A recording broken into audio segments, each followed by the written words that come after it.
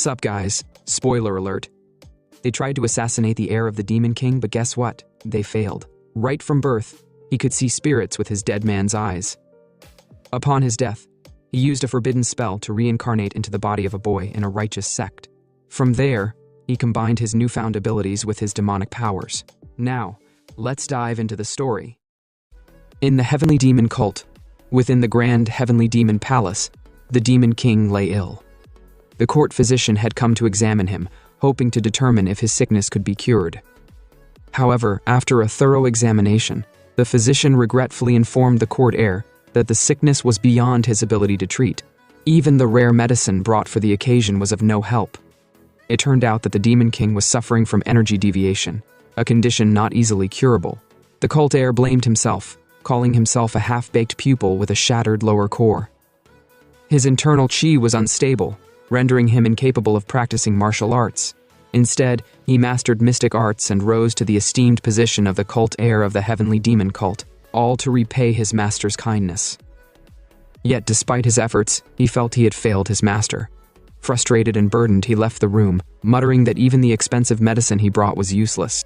The cult heir is Wunwi, and he's our MC.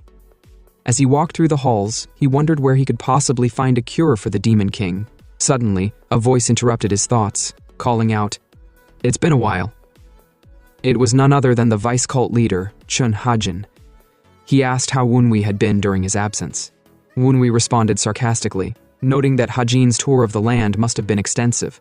Hajin brushed off the comment, explaining that with both the Demon King and the cult heir unable to perform their duties, it fell upon him as the vice cult leader to take charge.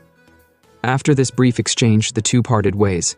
As Wunwi walked away, he muttered to himself sarcastically, "He's grateful for his efforts, indeed." Later, in his chambers, the MC sat with a cup of tea, pondering. He suspected Chun Hajin's tour wasn't as innocent as it seemed. Everything about him reeked of suspicion. Wunwi resolved to act before Hajin could. However, as he sipped his tea, a sudden realization hit him: it was poisoned. Blood dripped from his lips as he cursed. So this is why the tea was such a killer drink. At that moment, assassins appeared from the shadows, dropping into the room. One yelled, "Attack!" They swarmed our MC like flies to mangoes. Despite his weakened state, Wunwi smirked. Even if they bring him poisoned liquor, they dare to fight him in his own chambers? He sneered. Using his illusion arts, he vanished, reappearing behind the assassins. Then he told them that if they wanted to kill him, they should have been better prepared, he taunted. Enraged, the assassins charged, but Wunwi unleashed his Thousand Chains demonic art, trapping them instantly. And bang, they were all killed in an instant. As the dust settled, the vice cult leader Chun Hajin, along with the elders, entered the chamber. Without turning, Wunwi addressed them. "So, this is all you've got after months of plotting?" He turned to face them, with an unshaken smirk. Chun Hajin's expression soured as Wunwi continued, "He's disappointed. Is this the best plan they could muster to take him down?" Despite the poison weakening him, our MC laughed mockingly. Chun Hajin, visibly frustrated, wondered how Wunwi could still stand after taking such deadly poison. He yelled, "This guy's a monster!" Wunwi, wiping the blood from his lips, muttered to himself that if his body was in better condition, he'd have already left a hole in Hajin's head. Chun Hajin declared that neither he nor the elders would allow an orphan with a broken core to become the next demon leader. "Even the superiors have given their blessing to eliminate you," he sneered. Wunwi chuckled darkly. It's pitiful that elders of their stature would stoop to attack a mere brat in group, even after poisoning him. His words stung Hajin, who angrily retorted, "If he had simply fulfilled his role as cult heir, none of this would have happened." Interrupting him, Wunwi shouted, "Shut up! Who's behind all this? Who sent him? Was it the master of black spirits? Or definitely someone outside the demon cult?" Chun Hajin faltered, shocked that Wunwi had figured out the conspiracy. He stammered, denying any external involvement, but our MC wasn't convinced. He said that Hajin lacked the guts for this. "It must be someone higher up." Wunwi declared that they've sold the demon court to outsiders, haven't they? That must also be why the Heavenly Demon King lies in such condition. Chun Hajin, enraged, launched a rusted divine claw attack, slamming our MC into the wall. Holding Wunwi by the neck, he hissed, no matter how much he disliked him, they were still trained under the same master. And since he's still the active leader of the Heavenly Divine Cult, so he will end his life with his own hands. But with a smile, our MC said Chun Ha-jin should do better than this. He doesn't really need to keep up this facade. No need to pretend he's trying to kill Woonwee just because he failed in his duty. As the heir of the demon cults, Woonwee told Ha-jin, of course, his lack of wits is why he's a puppet of outer forces. All this goading, all this provocation, it was intentional. Woonwee knew what he was doing. The elders of the demon court stood on edge, exchanging nervous glances, wondering what on earth was going on. Woonwee stood there, unbothered, smirking like he'd planned this whole fiasco from the start. Finally, our MC addressed them. They've endured him for so long, yet they still don't know. If they wanted to kill him, they should have remembered this one thing, the tricks he have up his sleeve. And bang! As cliché as it sounds, Woonwee pulled out a sword from his pocket. Not just any sword, it was the demon dragon's sword. Ha-jin tried to touch it, but the mere force sent him flying backward like a leaf caught in a storm. He gawked, realizing Woonwee had already amassed an unimaginable amount of mystic power. Then the thought struck him. Could it be that Woonwee is planning to kill all of them? As Ha-jin tried to gather himself, our MC calmly declared that he has poured all his mystic power into the demon dragon sword. This sword carries the will of the first heavenly demon king.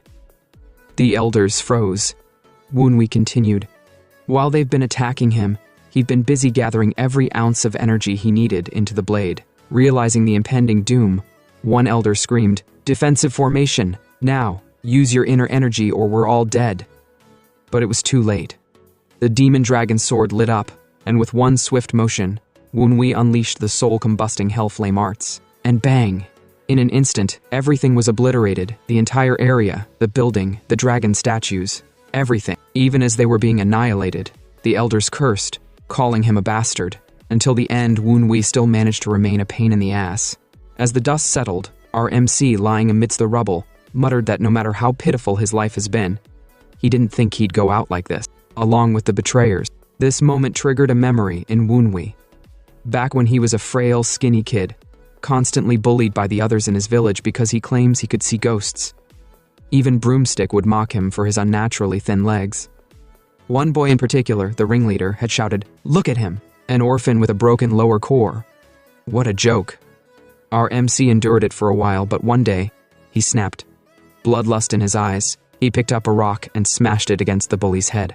Of course, this only made things worse. They chased him, vowing revenge. As he hid, gasping for breath, our MC muttered, "These idiots never know when to quit. Just like these spirits that keep following him, can't they all just piss off already?" Suddenly, a voice interrupted his thoughts. A man, draped in expensive robes and carrying an equally lavish sword, appeared. Our MC froze. He hadn't sensed this man at all.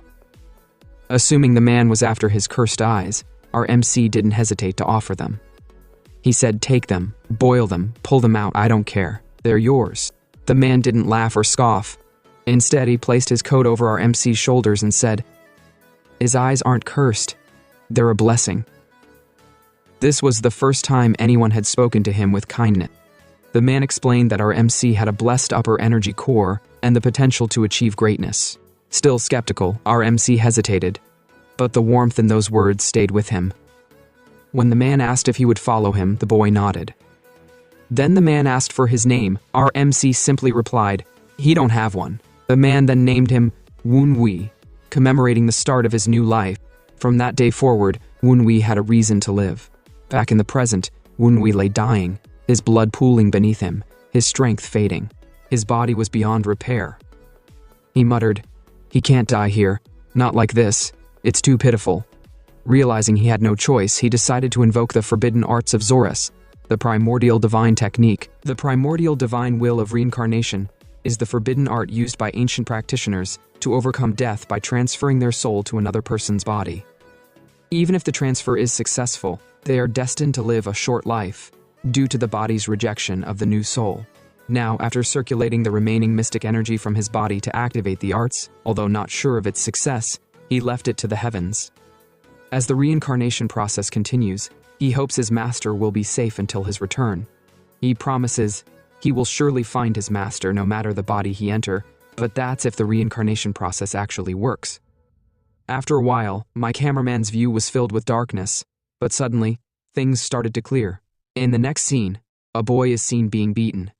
A lady yells at him, reminding him that as the son of a concubine, he should keep laying low and stop trying to visit his father. The boy, lying on the ground, mumbles to himself that his whole body feels numb, and waking up to the sound of beating is the worst. It turns out that our MC, Yeon Woon-wee, is now the host of the body. The reincarnation process had worked successfully, but when he opened his eyes, he couldn't believe what he saw. The woman called out his name, Tang Woon-wee, and asked him if he was listening to her corrections. How long would he continue lying on the floor? She ordered him to get up immediately. Our MC, surprised, found it ironic that this new body shared the same name as him, but the only difference is their surname. The woman, seeing he wasn't responding, threatened to hit him. And with a bang, Woon-wee blocked her arm. With a shift in aura, he told her straight-faced, "Her breath stinks. Can she point her face somewhere else?" She was shocked. This was the first time the Woon-wee she knew had ever talked back. Her face twisted with anger. How dare he call her an old hag? She fumed, storming out of the room and telling him not to even dream of leaving until he understood his mistake. Finally, with some peace and quiet, Woon-wee sat down, letting out a sigh. He began reflecting on how the reincarnation process went. As he sat, after images of the body's memories flooded his mind. According to the remaining ego of this body, that woman who just left was his stepmother. Our MC recalled that the primordial divine will of reincarnation only works on bodies that have just died or are about to die. That means the actual owner of this body will soon die. Woon-wee couldn't believe it. His stepmother had beaten him to the brink of death. It seemed his old life was pitiful, but this Tang Woon-wee's life was even worse. He touched the body and thought, this body is barely trained and in bad health. That's probably why the real owner died. But there was something this body had that his previous one didn't. An additional lower energy core. In his first life, Woon-wee only had an upper energy core, but now it's different. Woon-wee, filled with determination, said to himself that if he can train this lower core and master martial arts, combined with the mystic arts in his dead man's eyes, he'll be able to control the dead and protect his master, the heavenly demon leader. He will show those bastards who backstabbed him and his master what it means to face death. In the Sichuan Tang clan, one of Muram's 6 great clans and the ruler of Sichuan, stands the Tempest squad, the group that leads the Tang clan. Their leader, known as the Tempest Swordman, is Tang Hosan. He founded the Tempest squad alongside the 9 Dragons division, a powerful branch of the Tang clan. Tang Hosan had 3 heirs, 2 children with his legal wife, the first and third child, then 1 illegitimate child. This middle child was born out of wedlock, resulting from a mistake Tang Hosan made while drunk, when he slept with one of his servants. This middle child was none other than Woon-wee, who had been reincarnated as the illegitimate child of the Tang clan. Even servants looked down on Tang Woon-wee, but I guess it would be different now, since our mischievous MC has taken over the body.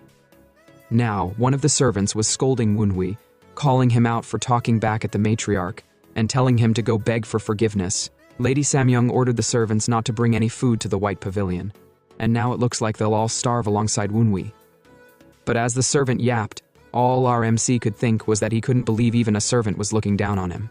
And bang, in an instant, before the servant could utter another word, Woon-wee slapped him, sending him flying backward. The servant grumbled. He was just giving him some advice, right? Why slap him?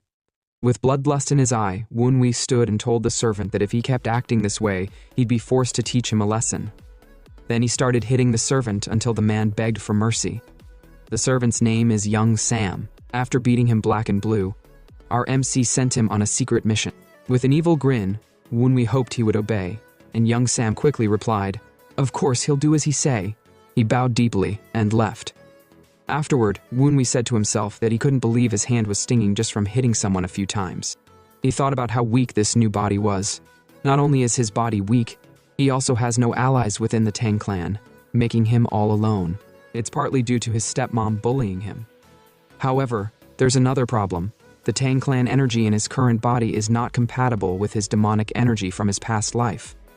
Since he mastered the heavenly demon arts, he can't use it alongside the Tang clan's orthodox techniques. But Woon-wee believed he could adapt too, since many martial masters in the heavenly demon court must have come from the Tang clan, and they found a way to adapt from orthodox to demonic energy. Taking the memories of his previous life and implanting them into the upper meridian of this body would be a big task, so he decided to manifest it into the imaginary space. The only space capable of doing this was the Heavenly Demon Cult's secret archive. After a few gestures, he opened the archive. Fortunately for him, the use of the primordial divine will reincarnation didn't cause him to lose much of his memories. In his current state, the most suitable cultivation method was the Venom Dragon cultivation technique. Years ago, after the martial group of the Tang clan specializing in poison was exiled, they joined the Heavenly Demon Court. The Venom Dragon cultivation technique allowed them to master the poison arts of the demonic cults. Instead of using the typical demonic energy, they used poison energy, combining it with the Tang clan's martial techniques. Wunhui realized that if he used the Venom Dragon technique, no one would suspect him of using demonic energy, even though it was technically a demonic art. The issue was that embracing the poisonous energy would bring excruciating pain, and he would need to consume higher-level poison to replenish it. Now that he had unlocked his dead man eyes, in this body, our MC felt a proud grin form on his face. Suddenly, he said aloud, "How long are you going to keep staring at me?" When my cameraman zoomed in, the figure turned out to be Chun Hajin, the one he killed in his previous life. Their souls were lingering around because when Wunhui used his 1,000 chains to bind them, their souls couldn't pass to the afterlife or reincarnate. Chun Hajin yelled that people always said Wunhui was crazy, but how dare he subject the vice cult leader of the Heavenly Demon Court to such a miserable state? One of the elders yelled, "How does he still have this personality even after reincarnating?" With a smirk, our MC told them that if they were planning to kill him, they should have prepared for the consequences. With a snap, he pulled Hajin's chain, dragging the old man down to the ground. They already know his abilities, yet they foolishly rebelled against him, despite knowing what happens to those who try. The rest of the elders in spirit form trembled, and Wunhui taunted them, saying, "If they stay in these chains, they won't even be able to reincarnate." Ajin could see he wasn't bluffing and cursed. "Damn it all," he finally screamed out. Ajin told Wunhui, if it's information he wants, he will give it to him. Wunhui shook his head. "I don't need anything from you. You've got plenty of people who'll give him the info he needs." With a few more gestures, he turned Hajin's spirit into smoke and compressed it into an elixir. "This is the real power of the Phantom King," Wunhui said, holding it up as an example to the elders. He told them that this is what happens when they mess with him. Our MC told the rest of the elders that the elixir he made out of Hajin's spirit is filled with extreme resentment of the dead and is exponentially more vicious than most venom. But now, he will use it as his nutrition, since he is also trying to learn dragon poison arts. The whole group of elders was shocked upon seeing this. As Wunhui swallowed the elixir, he began groaning in pain, but he stood firm. The elders exclaimed, "How is it possible for him to still be standing after eating such a deadly elixir?"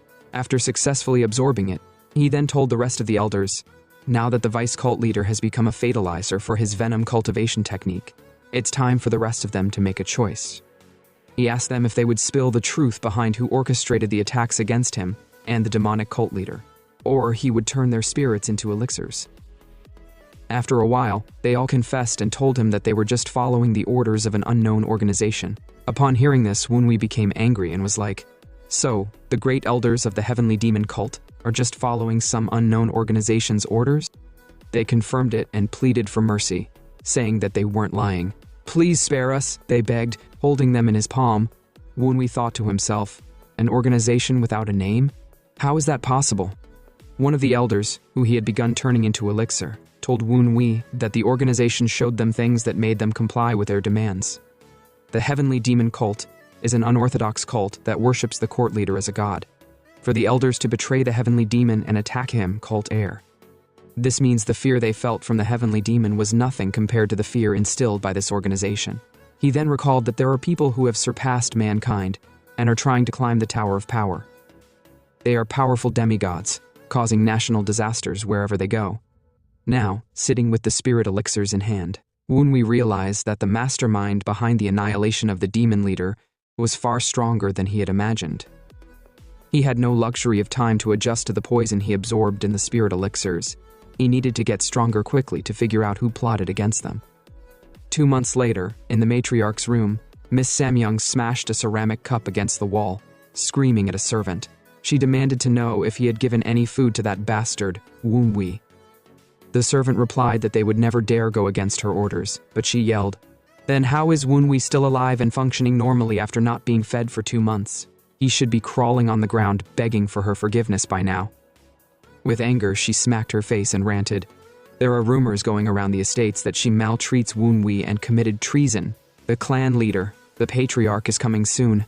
How can she face him with these rumors swirling? She sighed and asked the servant what Woonwee had requested. The servant stammered and said that Woonwee wanted information, specifically regarding the unorthodox and demonic factions. Upon hearing this, the matriarch thought to herself, the Woonwee she knew would never care about such things. He's changed too much in 2 months. There must be someone controlling him. She thought again, if he impresses the patriarch during the visit, he could gain a position in the clan. No wonder there are so many people trying to control him. She then voiced her frustration, saying, such attention should be going to her daughter Kyujin and her son Yoon-chan. She yelled, that bastard Woonwee is trying to steal their glory. At that moment, a servant entered and announced that Master Yoon-chan was here. The matriarch calmed down. It seems her son has completed his isolated training. She told the servant to report immediately if he notices any changes about that bastard Woonwee. With a fearful smile, the servant replied, yes, I'll take my leave now. Yoon-chan entered, greeting his mother and asking how she had been. With a smile, she said she had been well and told him to sit down. She commended him for his hard work and isolated training and asked if he had gained the growth he desired. With a proud grin, Yoon-chan replied, although it wasn't much, he got closer to mastering hidden weapons. With a serious expression, he told his mother that he had heard about that bastard on his way here. So Woonwee still hasn't repented after disrespecting her? With a sigh of frustration, the matriarch said, she get headache just thinking about that bastard. She have no idea what he's up to. Before she could finish, Yoon-chan interrupted, saying he thinks Woonwee has someone backing him up. The matriarch was surprised that even her son thought the same. He continued, Woonwee doesn't have much inner energy and hasn't been eating or drinking for the past 2 months. There's no way he could have lasted without food. Someone must be secretly feeding him elixirs every night. The matriarch clenched her fists. That's what she thought too. She don't know which fool is supporting him, but whoever it is must be strong. She added, whoever is feeding him elixirs is making him appear far stronger than he actually is. And when the patriarch visits, that person will definitely show up. Yushan smiled evilly. No matter what the perpetrator does to aid Woonwee, how much can a bastard son really do? He added, if Woonwee causes any trouble, they'll just stop him, as loving siblings. In another scene, purple energy swirled around a room. It was Woonwee, practicing his demonic arts. The spirit spider told Woonwee that Miss Samyong and her son were planning to make him join the security division of the Tang clan. With a sly smile, our MC thought to himself that they were just making things easier for him. After all, he had been looking for a way to join the security division, and now they were clearing the path for him. As they were talking, a voice called out to the young master, requesting his audience. Young Sam entered the room carrying a plate of tonic. Woonwee raised an eyebrow and asked what it was. The servant nervously replied that Miss Samyong had sent the tonic for him. Woonwee frowned. Didn't the lady decree that he shouldn't be given anything to eat? The servant stammered and said that Miss Samyong said that by now he would have finished reflecting on his sins. Since he've suffered so much, she wants him to replenish his energy with the tonic. Our MC chuckled inwardly. That old hag can't even play her tricks properly. They're so obvious. Still smiling, he told the servant to leave the tonic on the table. But the servant, looking visibly distressed, explained that Miss Samyong ordered him to ensure Woonwee drinks it in his presence. Without hesitation, our MC boldly drank the tonic. As he sipped, he mused, the tonic is probably laced with lunacy poison, but thanks to his venom dragon cultivation technique, such poison is useless to him. His body is already brimming with poisons. To his surprise, the tonic actually felt energizing. He could even discern the ingredients, which seemed to transform the poison into a miraculous elixir. Consuming it in small amounts could restore energy, but such a large dose would infect the brain with toxicity. He sighed. How typical of a mischievous matriarch like Samyong. Suddenly, Woonwee detected something else in the tonic, cinnabar poison. Upon seeing this, the spirit spider exclaimed, why would that woman give cinnabar poison to the young leader? She must be insane to combine sorcery with poison. Through telepathy, Woonwee told him to calm down and ordered him to spy on Miss Samyong to uncover the identity of her sorcerer. The spirit spider saluted with a mental yes sir. and zipped out through the window. Finishing the tonic, Woonwee reflected, so, Miss Samyong is trying to drive him mad with lunacy poison, and even added sorcery to turn him into her puppet. How ambitious. He smirked, curious about the skill level of her sorcerer. Turning to the servant, Woonwee said, I've finished the tonic, why are you still here? The servant hesitated, then said that there's a martial arts master outside. He was sent by Mrs. Samyong. Stepping outside, he met a man who introduced himself as Tagon, the fierce wind warrior. With the face of someone who hadn't slept in 5 days, Tagon declared he'd been assigned to be Woonwee's martial arts master, though only for few days. Our MC recognized the name. Tagon was one of the top 5 masters in the world, and had been the largest contributor to the Tempest squad during their frontline battles. But he was also infamous for his laziness and disdain for formal duties. Tagon explained that Mrs. Samyong asked him to train Woonwee before the clan head's visit. Our MC couldn't help but marvel. The old hag never fails to surprise him. She's making it look like she's helping him by hiring a master of this caliber, but she's probably setting him up for a fall. Feigning politeness, Woonwee asked Tagon what he would teach him. Tagon casually demonstrated the Shadow Shroud step, a movement technique that made the user appear in multiple places at once, like a shadow. Tagon, still lounging as if the world moved too fast for him, added that he won't repeat himself, so Woonwee should watch closely. Tagon said lazily that he've shown how it's done. Now just follow the footsteps he left on the ground. Woonwee stared at the footprints and thought, learning the Shadow Shroud step will definitely be useful. This man truly lives up to his title as the fierce wind warrior, even if he's the laziest master he've ever met. Suddenly, Woonwee told him that he had learned it all. Tango was surprised. He couldn't believe it. With an unsure look, Tango said our MC didn't understand anything. The Shadow Shard step technique was particularly challenging, taking Tempest squad members 10 days just to learn the form. With a proud grin, Tagon boasted that even a genius like himself had taken 5 days to master it. With a mocking expression, Woonwee gave a dry laugh, thinking, this guy's calling himself a genius for learning such an easy technique in 5 days? As Tango was about to leave, Woonwee stopped him and repeated that he had learned it all. Furious, Tango smacked his own forehead in frustration and reiterated that the technique wasn't something anyone could just see and copy. But as he kept yapping, Woonwee interrupted, suggesting they place a bet. If you don't believe me, he said, then let's bet on it. Woonwee raised the stakes. They'd wager 30 silver coins on whether he had truly mastered the Shadow Shard step. Upon hearing the amount, Tango's face lit up with glee, until Woonwee added, from what he heard, their monthly wage is about 10 coins. That means Tagon have to bet 3 months' wages to make it worthwhile.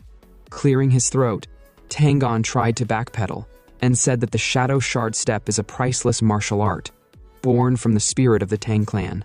Betting on it isn't very appropriate. But Woonwee, ever the villain, knew how to press his buttons. With an evil grin, he asked, what's the matter, is Master Tagon afraid?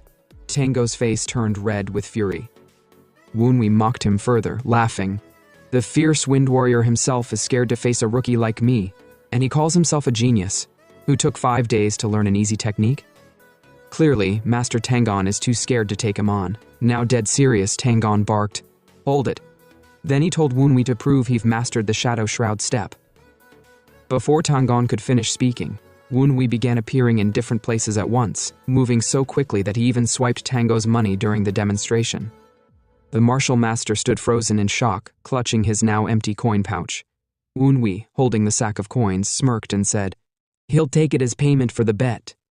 Tagon yelled, this is a scam. How did he learn the shadow step technique within minutes? Woonwee was like, how is it a scam? He learnt it naturally with pure talent. Though still furious, Tagon couldn't help but ask, how? How did he perform the technique after seeing it just once? With a smug grin, Woonwee replied, if you want, they can go again. Pick another martial art and he'll learn it immediately. Woonwee didn't stop there. Poking at Tagon's pride, he added, not only are his pockets empty, but also his confidence. Enraged, Tango shouted, wait here, I will be back with more money. As Tagon stomped away, Woonwee chuckled to himself. This guy is too easy to manipulate. When Tagon returned, he carried even more coins and began placing bets on additional martial arts. One by one, he demonstrated various techniques. But no matter how advanced they were, Woonwee mastered each within minutes, effortlessly. Hours passed, and Tagon's frustration grew with each loss. Finally, after losing all his coins, Tagon yelled in defeat. Meanwhile, the spirit elders observing commented on the spectacle. One said, "Tagon may be a heretic, but he feels sorry for him." Another replied, "He's unlucky to have crossed paths with their cult heir. Woonwee has tormented many before him." Back at the training ground, Woonwee asked if he got any more martial arts to bet on. Tango groaned. "He's broke. He can't bet anymore." Unfazed, Woonwee said, "Then he'll bet on one last technique. They should make it interesting." Tagon snapped, asking, "What is he talking about?" "He don't have anything left."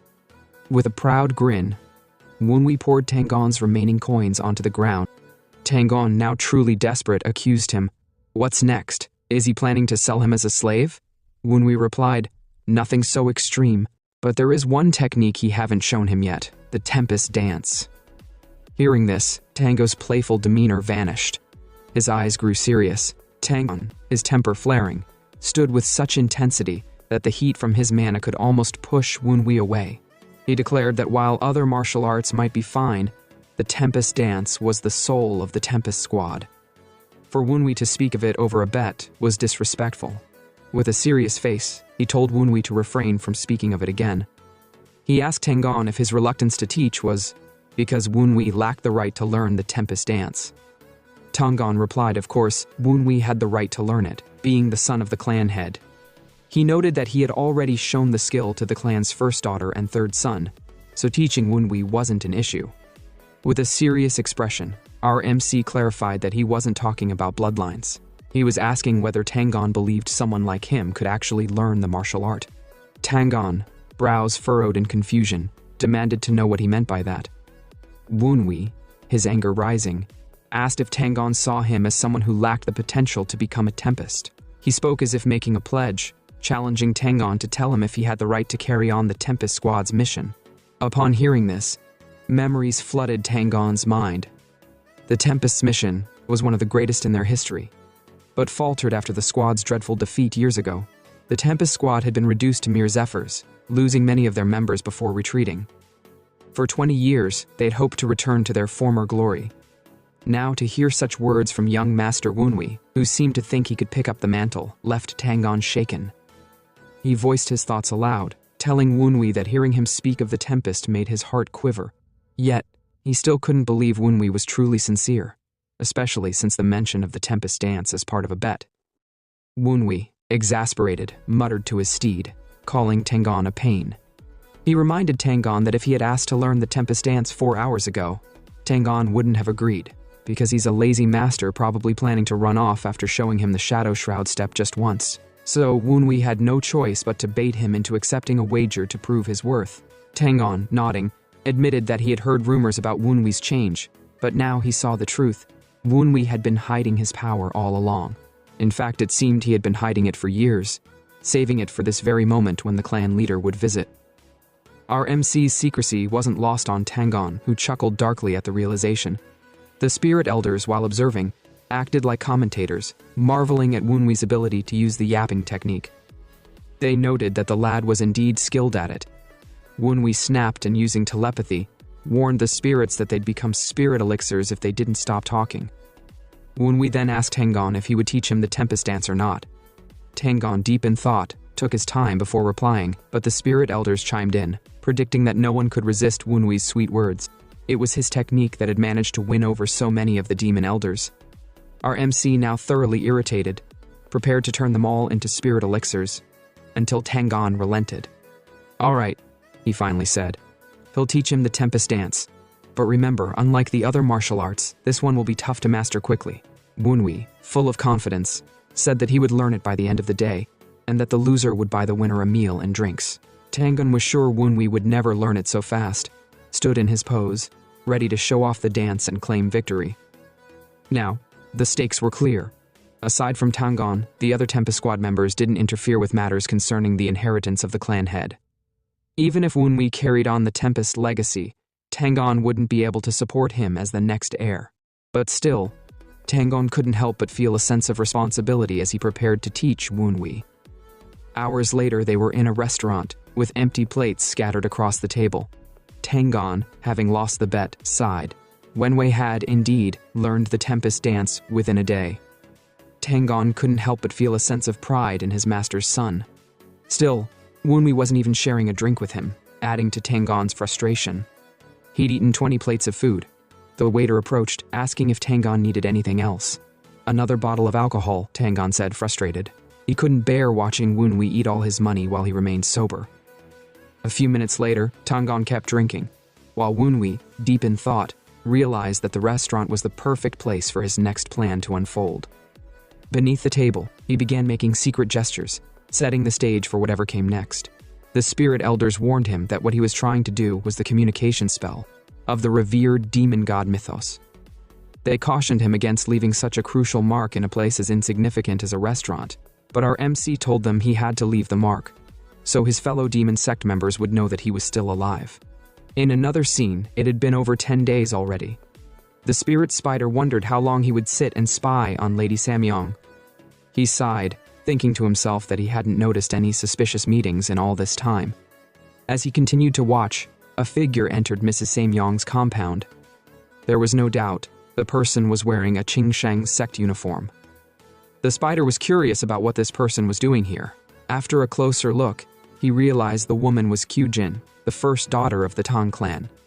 As she walked inside, the spider muttered to himself, for Kyujin to visit Miss Samyong. That means there must be some news. He sprinted into the apartment to eavesdrop. As he slipped in through the window, he heard Kyujin yelling at her mother for inflicting pain on her stepbrother. She was furious from hearing that her mother has grounded Wenwei in isolation and banned him from eating. That's cruel. Mrs. Samyong calmly responded, saying Kyujin shouldn't worry about that bastard, since someone was taking care of him in secret. Not buying her mother's sweet words, Kyujin slammed a hand on the table and said that there's no justifiable reason to mistreat Wenwei. She shouted.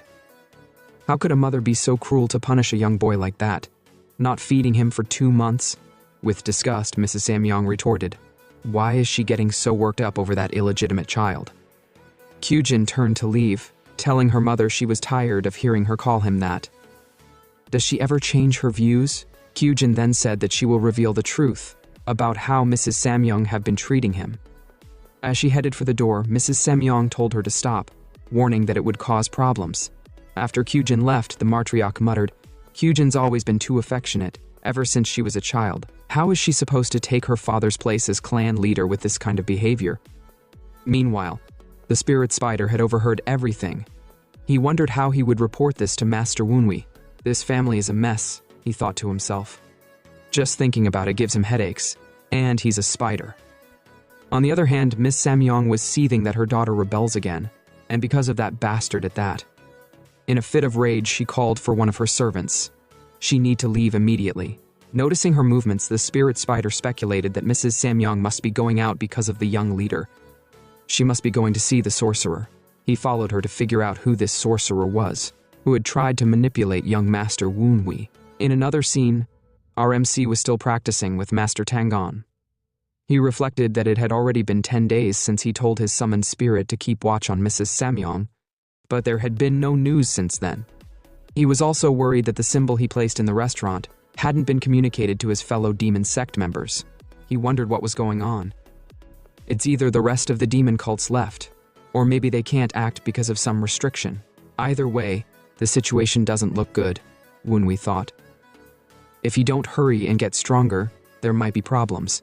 Tagon, watching him practice, commented, He's good at keeping up with a weapon. With a proud grin, Wenwei boasted. After all, he's a great student, so of course he's good at everything. Master Tagon gritted his teeth. If he's such a great student, why can't he learn to be humble? He snapped. Tagon then told Wenwei, the Tang clan is famous for its stealthy weapons and poisons. Wenwei listened but thought to himself, all this talk is just building stepping stones for poisons and stealth weapons, but what he really want to learn is the 9 heavenly demon sword, which is split into 2 parts. He mused that if he could learn the weapon techniques of the Tang clan, it would help him master the 9 heavenly demon sword. Although it was possible for him to achieve this dream in his current body with a Dantian core, learning poisons and stealth weapons could come later. Tagon noticed our MC's evil grin. He asked what's with that look, but Woonwee said nothing. Tagon then informed him, Miss Kyujin is here in the mansion. Upon hearing this, Woonwee felt a surge of memory. The former Woonwee, the original owner of the body, had a close bond with Miss Kyujin, even though they were step-siblings. She was the only person in the Nine Dragon Division who treated Woonwee like family, and that made her deeply ingrained in Woonwee's mind. Even after he assumed this body, he still received letters from Kyujin, full of worry and affection. Woonwee, though not much of an expert in relationships, hoped that Kyujin would maintain a good relationship with the owner of the body. But now he was about to make an enemy of their mother, and he wondered if Kyujin would side with him when that happens. But deep down, he knew that siblings always sided with their family. In another scene, young Sam, the servant, bowed to Yunchan, the third heir of the Tang clan. He asked the servant if he has stuck to the recipe for 10 days. The servant replied, "Of course, he've been feeding Woonwee the poison all this time." Yunchan then dropped a bag of gold as payment and said, "Well done." The servant thanked him and quickly left. From the shadows, Yunchan called out to a figure, telling him to get rid of the servant. With a smug grin, Yunchan thought to himself, since Woonwee has taken the poison for 10 days, his system should be full of it by now. Even if he realizes it, it'll be too late for him to recover before their father, the Dark Supreme, visit. Yunchan mused. Master Tagon isn't putting much effort into teaching Woonwee, but it took even him 8 days to learn the forms of the shadow technique. Yunchan said that there might be a problem with their plan. Once his sister turns 30, she will be the official successor of the Nine Dragons Division. However, she's too affectionate to take on that role. His sister, Kyujin, had joined the Kincheng sect and had not learned the martial arts of the Tang clan, making her unsuitable to be the successor. Therefore, it's only right that he take the position of clan leader in the future. Just then, one of the servants came running in, calling, "Young master, there's a letter from the White Pavilion." The servant informed him that the letter was from young master Woonwee. Yunchan quickly opened the letter to see the details. When he read it, his expression turned sour. The letter said, "Let's duel, you fool." Upon reading that, Yunchan snapped to himself, so this illegitimate bastard has already lost his damn mind. He paused, considering it. No, it's impossible for Woonwee to challenge him like this. This must be a scheme, or a poisoned letter meant to kill the reader. He quickly tossed it away, suspecting it was some deadly trick of the Tang clan, but upon second thought, he reconsidered that it doesn't seem to contain any poison. The letter continued, stating that Woonwee wanted to redefine their awkward sibling relationship through this duel. They should let go of any resentment they had and face each other as martial artists, not as step-siblings. Yunchan chuckled to himself. There must be a scheme here. He then told the servants, "Rip it up. He appreciate the offer, but he's rejecting the duel." 2 hours later, another letter arrived from Woonwee. It contained a single word, coward. Yunchan's face turned red with anger. He knew it. Woonwee is going to keep sending letters like this. He then told the servants not to take any more letters from the White Pavilion. The next morning, just as Yunchan woke up, he saw something written on the wall. Coward. He knew instantly it was from Woonwee. This time, his fury knew no bounds. He ordered one of the servants, "Go notify the people at the White Pavilion that in 2 days' time, he shall duel with Woonwee at the training grounds." The servants relayed the message to our MC, who smirked with a proud grin. "So, he accepts after all." "Why stall for so long?" With a nonchalant expression, Tagon said that this is going to be entertaining to watch. Woonwee smiled, "Then let's go, shall we? He's sure his little brother won't kill him." In another scene, Kyujin confronted Yunchan, demanding to know if he really wanted to duel against Woonwee. Yunchan, brimming with anger, snapped back and said, "That idiotic, illegitimate child taunted him first, so take whatever brotherly affection you have to him." Kyujin, stunned, quickly realized it was Woonwee who had suggested the duel. She rushed to the White Pavilion to confront him and ask why. As she approached the pavilion, she could feel spectral and death energy emanating from the place. When she stepped inside, it was even worse. The walls were marked with signs of death, and the entire place felt like the hideout of deranged martial artists. Kyujin froze when she sensed an ominous presence hovering above her. It was definitely spectral energy. She unsheathed her sword and aimed it at the figure. To her shock, it was none other than Woonwee, who blocked her sword just in time, or else his head would have been severed. Kyujin shivered. Realizing she had almost killed her own brother, Woonwee, with a serious face, said, "Well, that's quite a fierce welcome, sister." Kyujin apologized, feeling guilty. She didn't expect him to be the one she was sensing. With a smile, Woonwee reassured her. "It's fine, it's just good to see her." Kyujin then admitted that she's relieved he's all right, but what's with this energy she's sensing from him? She asked if he has fallen into dark arts or demonic practices. Without hiding anything, Woonwee told her, "He've learned poisonous martial arts. Well, it's a curse poison, but in reality, it's just a combination of his demonic mystic energy and poison. It's actually a way to hide his demonic power." Koo-young asked him why he decided to learn curse poison instead.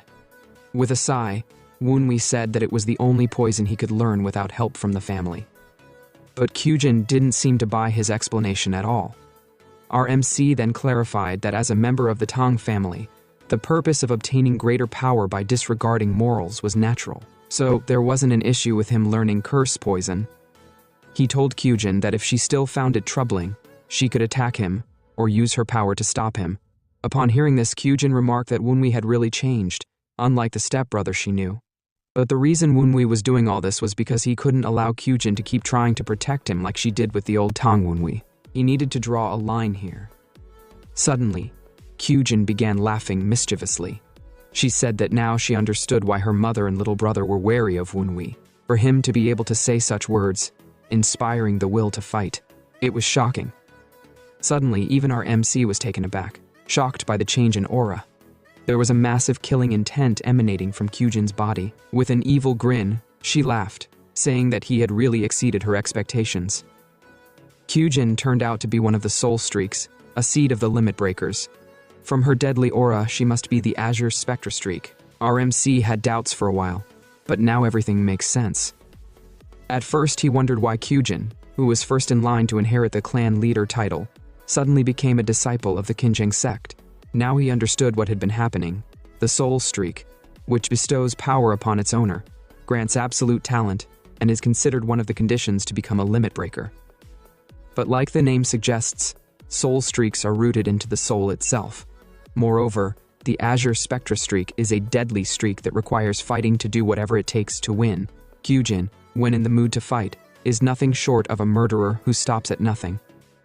Woonwee then told her that she was the one complaining about his strange energy not too long ago. But now she herself seemed to have quite the disturbing energy. Kyujin apologized after calming herself down. She said she forgot why she came here for a moment. As she did this, Woonwee was surprised by Koo-young's ability to hold back the killing intent of the Azure Spectra streak so easily. She must really be a strong martial artist. After everything calmed down, Woonwee offered her some tea. She took a sip and commended it for being delicious. Then, Kyujin reached into her bag and said she brought some candied fruits from a nearby shop on her way. She asked Woonwee if he liked them.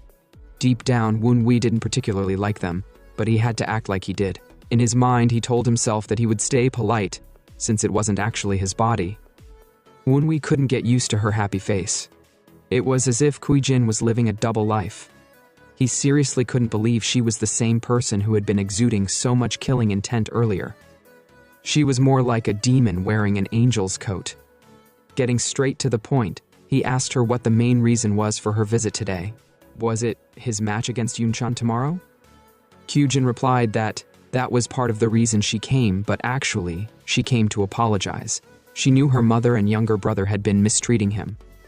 With a serious face, Woonwee told her that he didn't honestly believe. She thought he would forgive them on her behalf. Kyujin replied, "Yes, of course not." But still, she wanted to apologize. She said that she was really sorry. Woonwee smacked his head and said that no matter what, he was still going to fight Yunchan. Kyujin told him that she was worried he was being pushed into the duel, but now she saw it was actually him who had forced Yunchan to participate. She asked if he was sure about this. Although she understood he was strong now, her junior brother Yunchan was still skilled. While taking a sip from his tea, Woonwee told her he had his own tricks up his sleeves, so she shouldn't worry. Yunchan and Mrs. Samyong had been feeding Woonwee with lunacy and cinnabar poison, in the hopes of controlling him during the duel and using their sorcery to break him down. But our MC had seen through their tricks right from the onset. Kyujin told him that even if he defeats her brother, the power they had in the household couldn't be disregarded. If Yunshan loses, their mother would do anything to hide the truth. With a smile, Woonwee told her she was worrying too much. Since all of this was orchestrated by him, everything would go as planned. He then invited her to the training ground tomorrow. The next day, at the training ground, the whole place was already filled with a crowd, expecting to watch the thrilling fight between the illegitimate second child Woonwee and the legitimate third child Yunshan. People were already placing their bets, with most of them betting on Yunshan to win, and there were about 500 people ready to watch. Upon seeing the number of people in the arena, Kyujin now understands Woonwee's plan. With a whole place filled with people, all eyes would be on the fight. Even if Yunshan, her junior brother, loses, their mother won't be able to hide the truth. In a part of the arena, Yunshan was angrily waiting for the duel to start. Suddenly, as usual, our MC, being a troublemaker, began using telepathy to taunt Yunshan. He was like, "Our dear Yunshan seems nervous." Upstairs near the arena, Master Tagon and a few members of the Tempest squad came to watch the fight. The huge guy, Tae, told Tagon that young Master Woonwee had definitely made a big deal out of this fight. Tagon asked if both of them had come to watch the fight as well. They replied that they were actually there for work. With such a big crowd watching the duel between the two successors, they needed to ensure nothing went wrong. With a smile, Tagon asked them who they thought would win the duel. With firm resolve, Tae replied that it was obvious. Sure, Woonwee might have learned some martial arts, but it had only been for 10 days. Another member chimed in, saying it was obviously Yunshan who would win. Tagon agreed, noting that everyone probably thought Yunshan would win.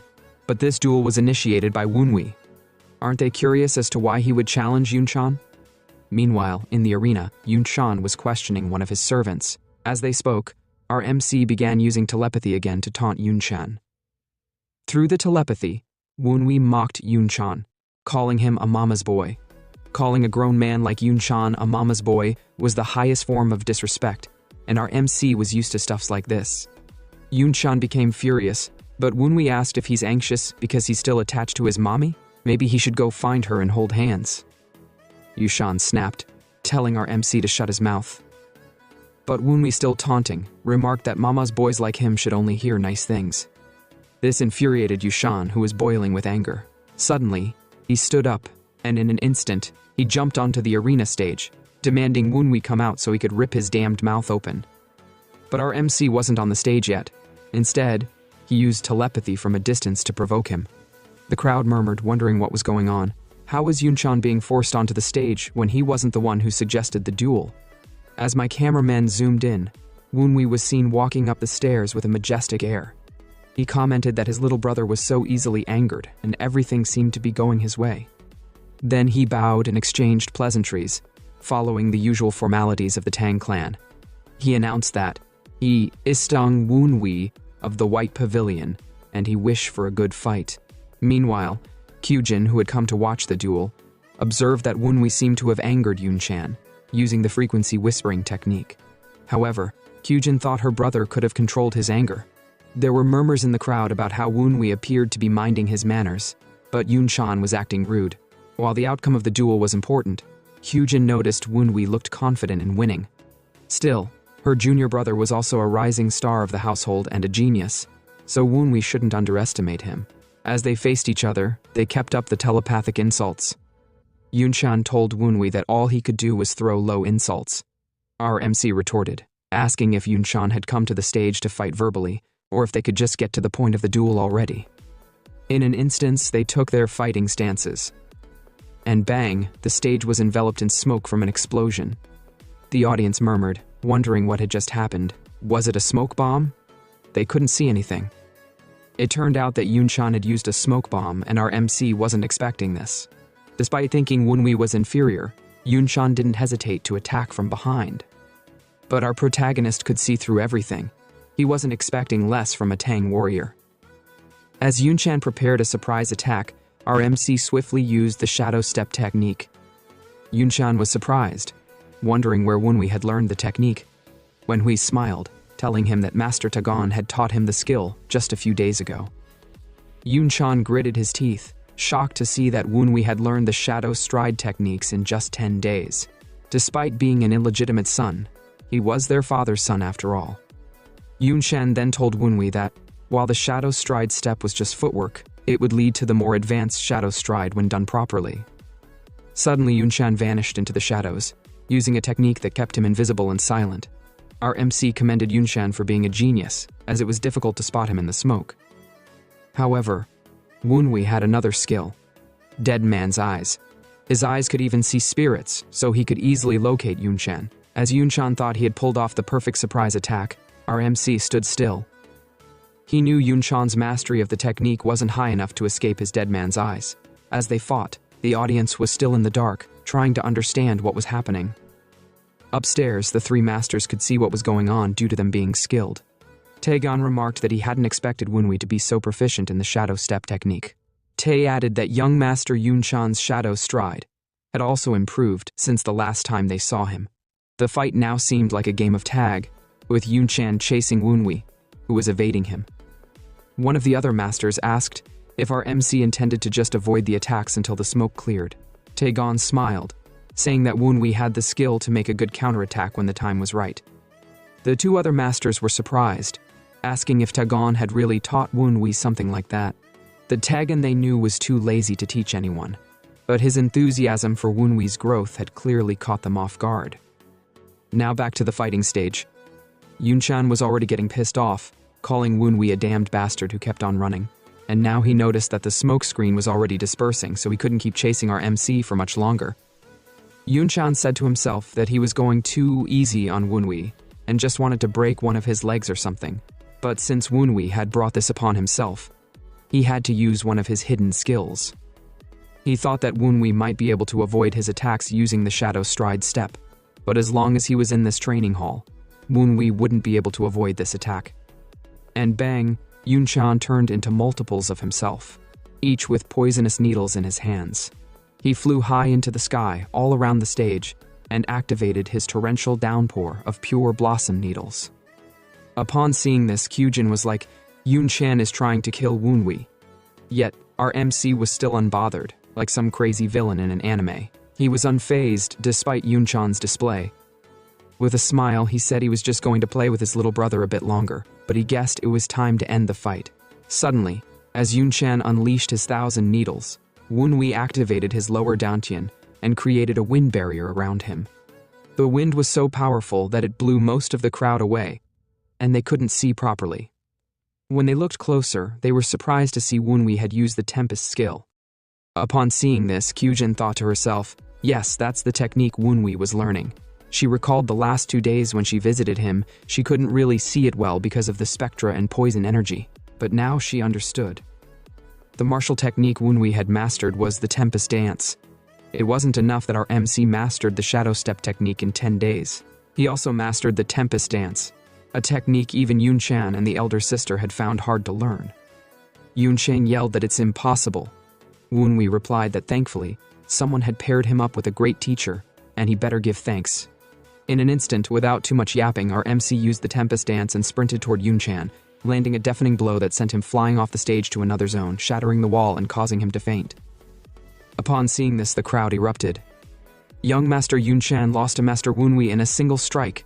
It was definitely a one-shot kill. The murmurs spread. The unexpected had happened. On the other hand, the two masters questioned Tagon and asked how Wunwei had used the Tempest dance, one of the clan's greatest skills. Tagon replied, "Didn't he tell them Wunwei has what it takes?" They yelled that this is no small matter, and that Tagon shouldn't try to brush it off. Tagon asked them what they thought of Wunwei after seeing the fight. He asked them if they noticed that Wunwei's wind felt similar to the wind they once served. The huge guy, Tae, asked Tagon if he was implying that our MC had the same talents as the head of the clan. Tagon replied, "Not right now, but Wunwei has the talent to create a Tempest in 10 days. And he also promised to carry on the Tempest squad." As they were talking, they thought the fight was over. But Tagon noticed that Wunwei was still making wind, which meant he was still trying to fight. Now our MC looked at Kyujin, his elder stepsister, and asked if she would accept a duel. Upon seeing this, Kyujin's eye went black as the whole crowd gasped. It was then that they recognized her. Wait, she's Wunwei's sister? That means she's Miss Kyujin, the current successor of the clan. They hadn't recognized her since she'd gone to the Qinsheng clan years ago. They thought she must have returned to greet her father, the Dark Supreme. It had been a couple of years, so they didn't recognize her at first. Kyujin was about to turn down the duel with her stepbrother, but the crowd began whispering that since Master Wunwei had learned the Tempest dance, and Kyujin being the strongest rookie of Sichuan, their spar would be on a completely different level compared to Wenwei's fight with Yun Chan. Everyone was already placing their bets, eager to see the skills of Miss Kyujin. They began hailing her, putting her in a tight spot. As the three masters watched, they said that things seemed to be getting out of hand. The huge guy asked Tagon if Wunwei stood a chance against Kyujin. Tagon replied that Wunwei shouldn't be at a level where he could face Miss Kyujin yet. He wondered what our MC was planning this time around. Just showing off the Tempest dance after defeating Yun Chan should have solidified his place. But if he were to defeat Miss Kyujin, he might even be able to aim for her position. On the other hand, Miss Kyujin was lost in thought. She wondered what Wunwei was thinking, asking her for a spar. She said to herself that if they were just in their mansion and he asked her for a spar, she wouldn't care to turn down the offer. But in a situation like this, with everyone watching, backing down would bring shame to their family name. As she was thinking, the Azure spectrum within her began to stir, whispering to her. What is she worrying about? Her heart craves this fight. Stop overthinking. Trust your instincts and fight. Wunwei interrupted her inner struggle, his tone calm yet teasing. Isn't this too much deliberation for a spar? This isn't life or death. Relax and enjoy the fight. Something in his words clicked. Kyujin's expression darkened, and with a sudden leap, she landed on the stage. The crowd erupted. She introduced herself formally as Tong Kyujin, heir to the Nine Dragon family and disciple of the Kincheng sect. I hope this will be a good match, she said with a sharp bow. In return, our MC introduced himself. Wunwei, second child of the Tang clan, trained under Tagon of the Fierce Wind Knights. The crowd was ecstatic. Wunwei joked that his stepsister seemed to be having fun. With a proud grin, Kyujin replied, Of course, she haven't been this excited in years. Her expression turned sinister. It's been so long since she could fight to her heart's content. Unsheathing her sword, she radiated an unmistakable bloodlust. The battle began with a clash. Wunwei used the early Windblade seal to block her initial attack, surprising Kyujin. She smirked. Interesting. If he can block that, then she don't need to hold back anymore. As her attacks grew fiercer, Wunwei realized he couldn't keep up with her speed. He activated Shadow Shroud arts to dodge. Kyujin was surprised that our MC could imitate her brother's techniques. His proficiency still needs work, though. Wunwei asked her if violence always this prominent in Quincheng's sword arts. Kyujin shot back. This isn't Quincheng's style. She said that since Wunwei had been hiding his true powers from her, she's also hiding her trump card. With a deadly serious tone, Wunwei declared, If you want to see my true energy, prepare yourself. And bang, he unleashed the venomous dragon cultivation technique, combining it with the Spectra Dragon Unbound. The sheer force rattled the arena like a storm. Kyujin's reaction? Pure excitement. Her eyes gleamed with madness. She said that venomous aura, that spectral energy, yes, that's what she wanted to fight. With a wicked smile, she told him, she'll let him strike first. He shouldn't disappoint her. Wunwei's thoughts raced as he observed her transformed demeanor. Her entire atmosphere has shifted. She's even more dangerous now. All the killing intents of the Azure spectral streak were tied together with her sword. Strangely enough, it felt as if our MC was staring at a demon wearing the clothes of a beautiful angel. But anyway, there was no reason for Wunwei to refuse when he had been offered the first strike. And bang, he sprinted forward, aiming to gain control of the battle flow with a single strike. But as he attacked her, Kyujin dodged easily. She remarked that the Tempest's full blow, which had defeated her younger brother earlier, was now much more powerful. But it was too obvious. In an instant, she swung her sword in a direction that could have decapitated Wunwei if he had been slower. As she relentlessly attacked, not giving him a moment to rest, she commented that the moves of the Tempest dance were too big. She added that when he faced someone stronger, he should learn to be more careful. It felt like a lecture, and Wunwei, to his credit, thanked her for the advice. Since singular attacks weren't working, Wunwei decided to combine multiple attacks. He wanted to create something powerful enough to take down someone like Kyujin, who was on a higher level. He activated a skill known as the 12 Beats of the Violent Tiger, incorporating it into his Tempest dance. Kyujin observed his stance and immediately recognized the technique. She was genuinely impressed that he had learned the 12 Beats of the Violent Tiger as well. When Woonwee attacked, she blocked every move with ease, almost as if he were feeding her jelly beans. Despite increasing his speed to keep up with her, she noticed his struggle. She remarked that while she understood his attempts to maintain the flow of his attacks, if his opponent gained even a moment of space, it would spell trouble. Suddenly, Kyujin used the quenching sword style, lightning severing quick blade. Bang! Multiple blitzes surrounded Woonwee. Luckily, he managed to block it without severe injuries, though he stumbled backward.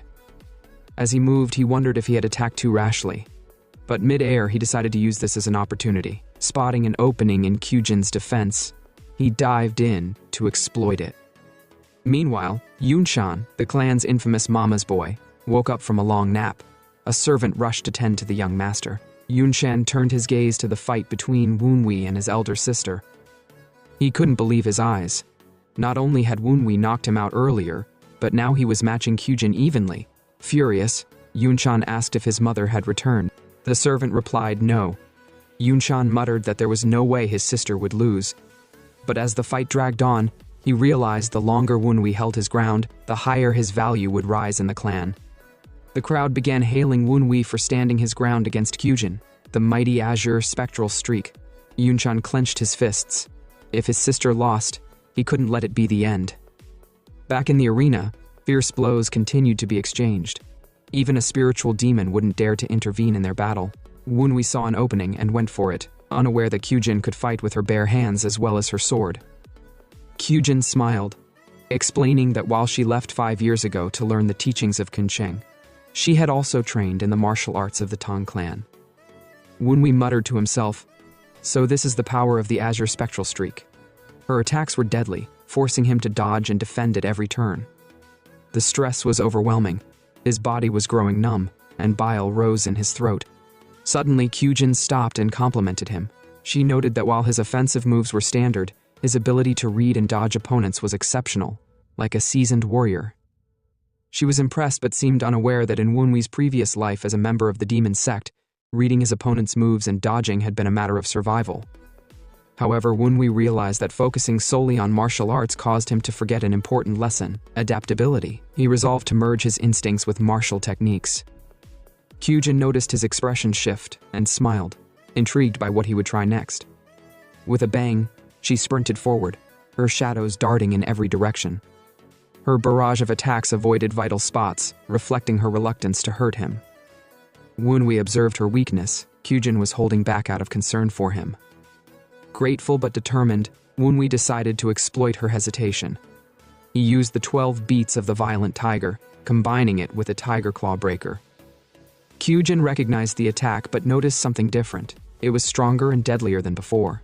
The wind around Woonwee began to restrict her movements, signaling the power of the technique. Realizing the danger, Kyujin braced herself, but it was too late. Woonwee gathered all his energy and unleashed it. And bang, the entire area exploded, engulfing the battlefield in smoke.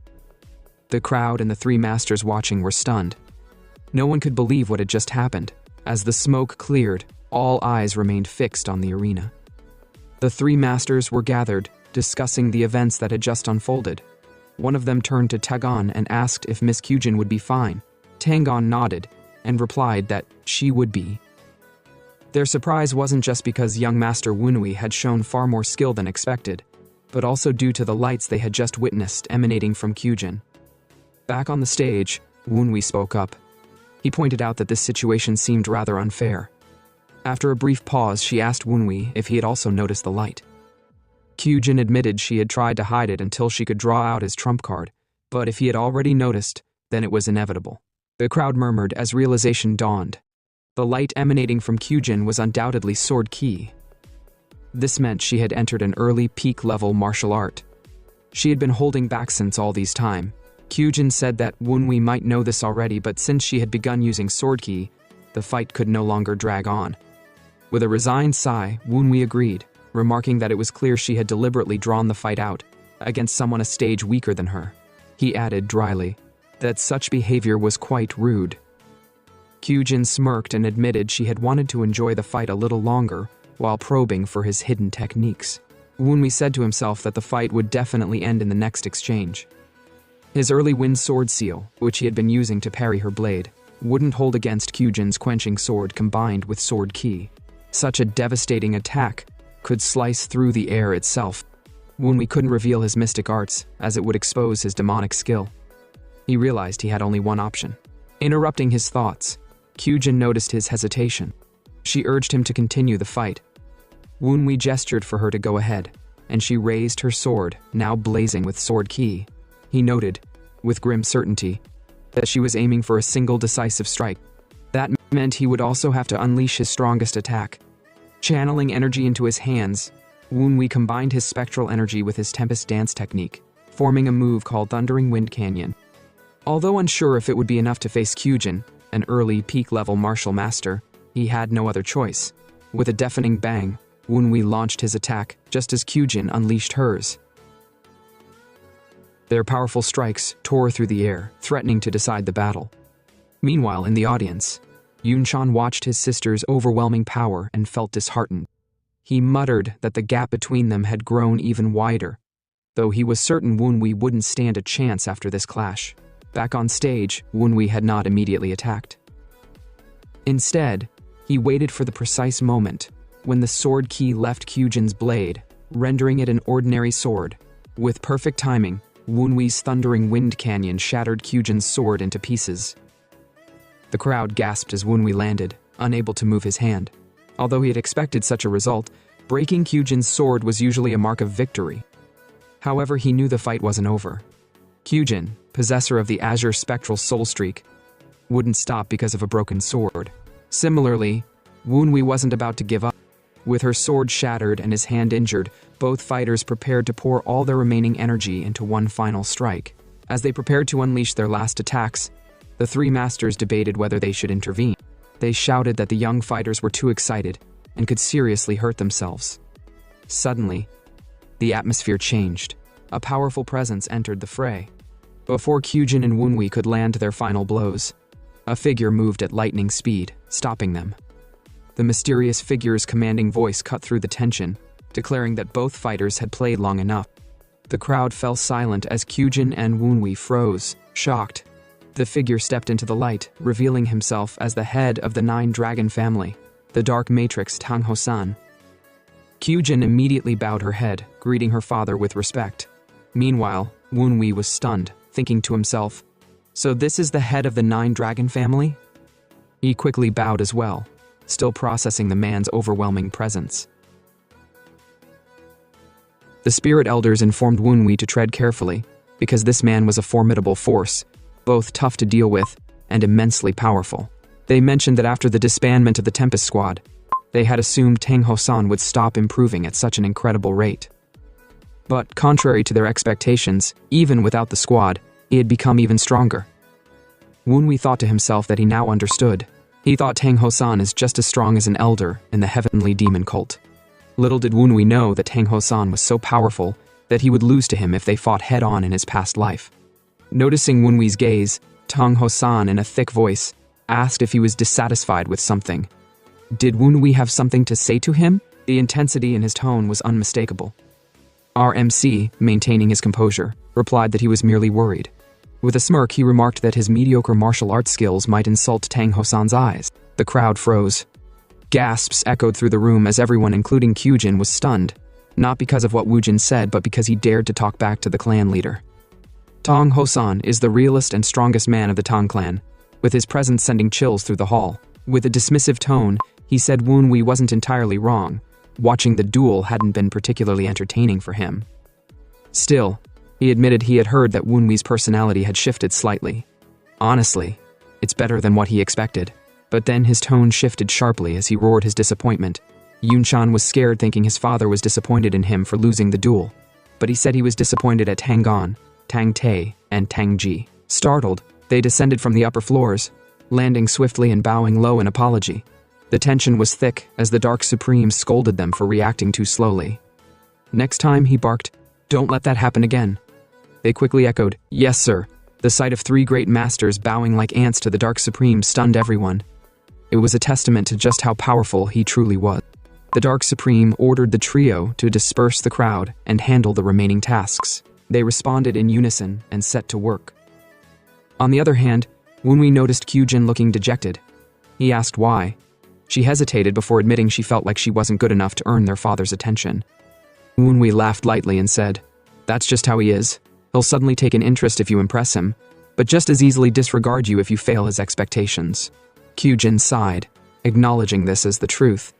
She muttered an apology, admitting she wished Tong Hosan were a better father. Sensing the conversation growing too heavy, Woonwee quickly changed the topic, asking if she was hungry. He suggested they grab a drink after cleaning up. Later that evening, Kyujin was having the time of her life, already downing her 5th jar of wine.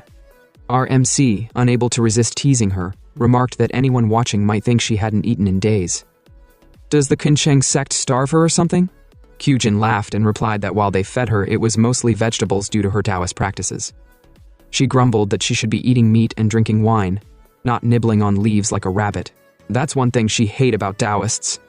Woonwee agreed, chuckling, and poured her another drink. Then, with a sly grin, he leaned in and asked her to tell him about this martial arts brother of hers from the sect. Kyujin's cheeks flushed red. She demanded to know why he was asking about him. Woonwee smirked, reminding her that she mentioned him countless times in her letters. How could he not be curious? Every time she write to him, it's martial arts brother this, martial arts brother that. She's practically obsessed. Kyujin, flustered, waved him off and told him to stop teasing her. But Woonwee wasn't done. Didn't she say he's visiting when the clan leader arrives? Woonwee said he need to know more about him so we can treat him appropriately, he said with a mischievous grin. Kyujin immediately assumed a defensive stance, accusing Woonwee of being corrupted by the Tong clan's wickedness. Our MC laughed, but soon turned serious.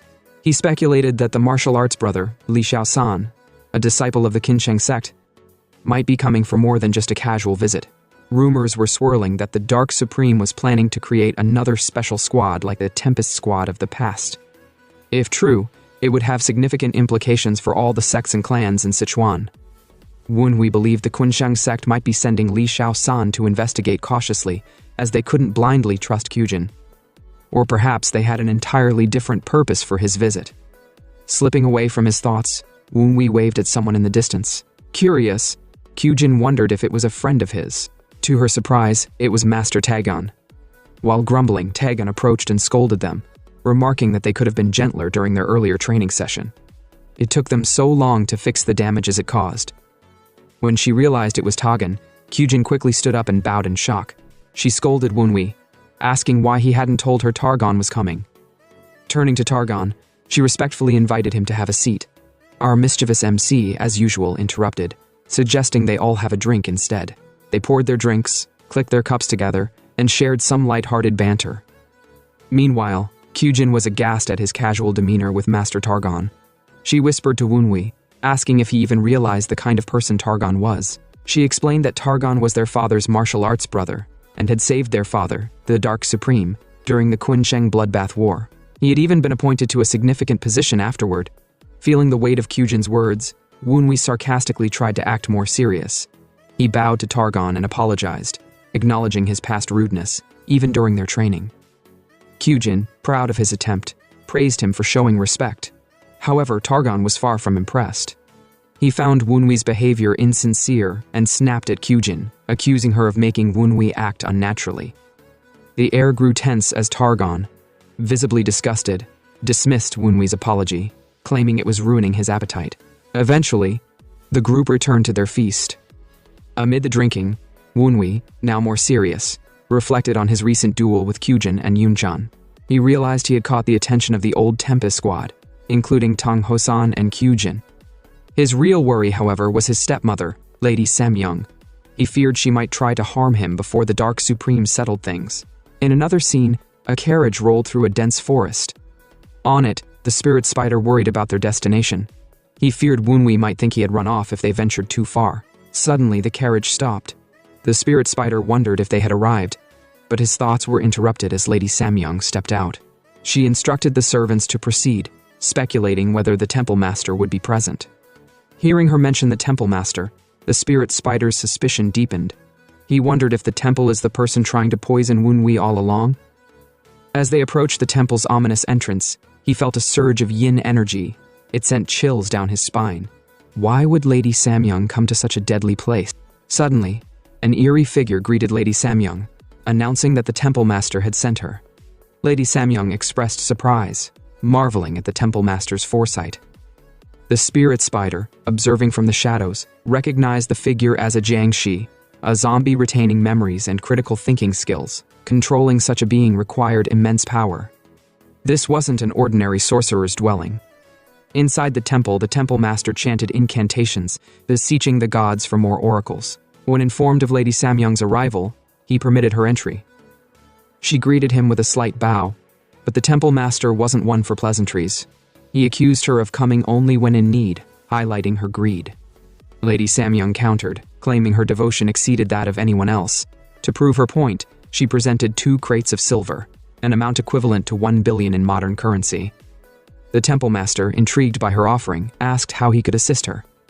Lady Samyong reminded him of her previous request to brainwash Wunwi. However, circumstances had changed.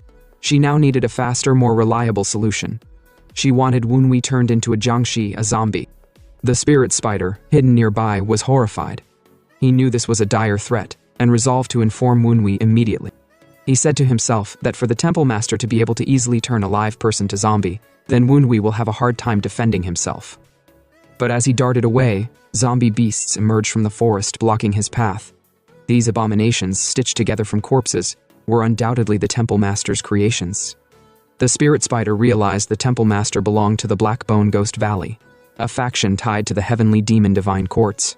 The Temple Master, sensing an intruder, smirked as he informed Lady Samyong that someone had followed her. She was shocked, having failed to notice the spy. The Temple Master, with an ominous grin, remarked that whoever was behind Wunwi might be more troublesome than expected. Frustrated but determined, Lady Samyong promised an additional box of silver for swift action. Lady Samyong told the Temple Master that if he could accomplish the task, she would add an additional box. She then stated that since she was paying more, she wanted the mastermind behind Wunwi exposed, and the concubine's child transformed into a proper live zombie. The Temple Master, with an evil smile, agreed readily. Now they would chase down the mastermind who had so graciously come to them.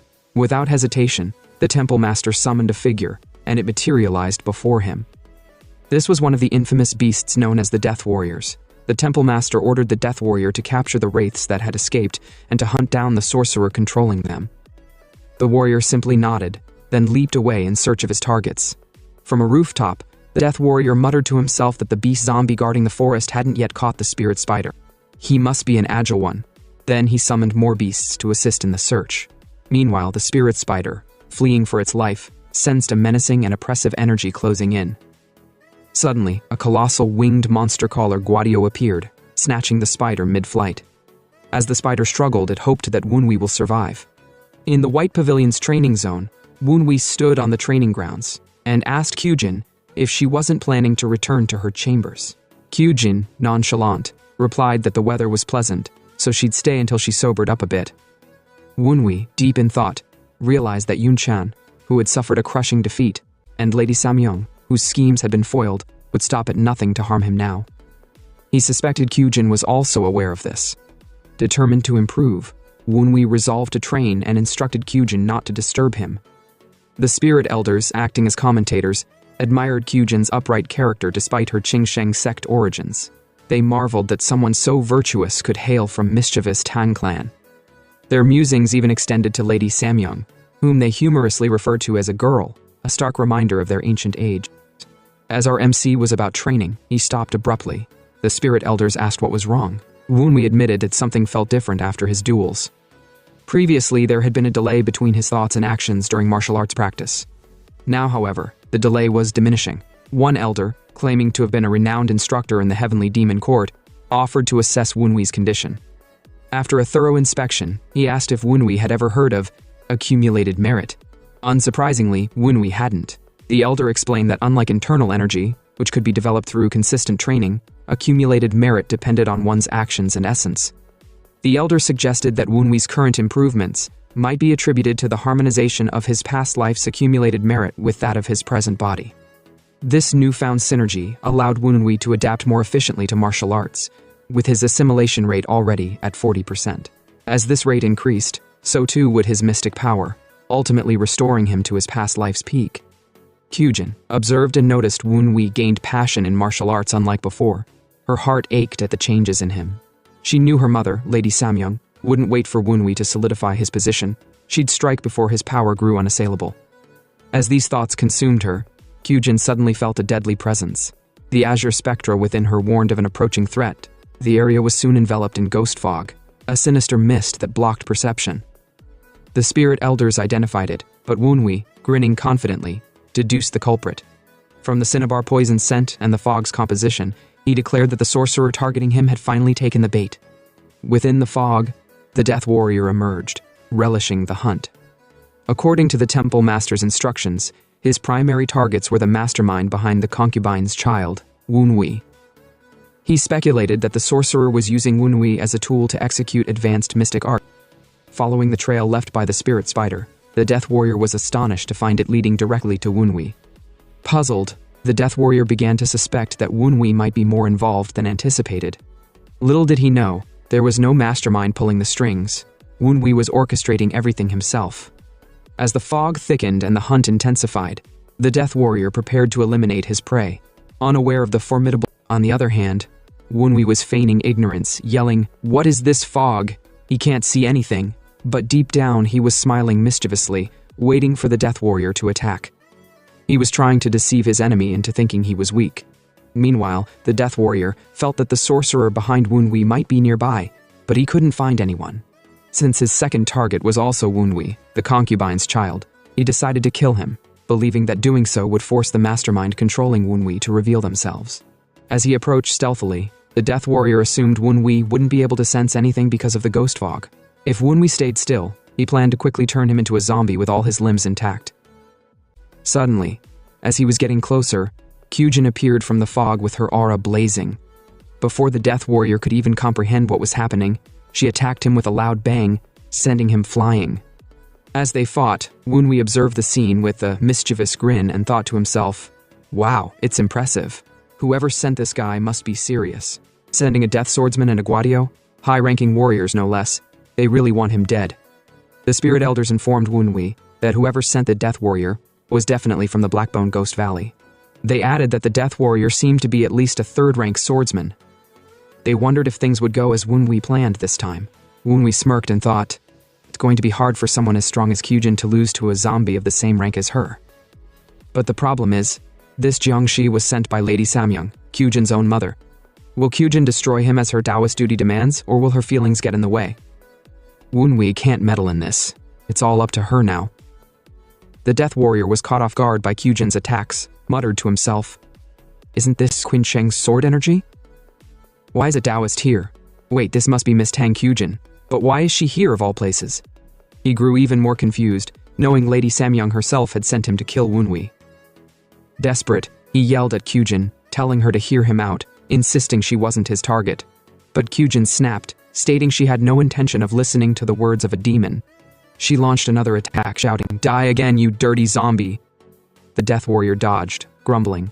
She's really trying to send him back to the afterlife twice.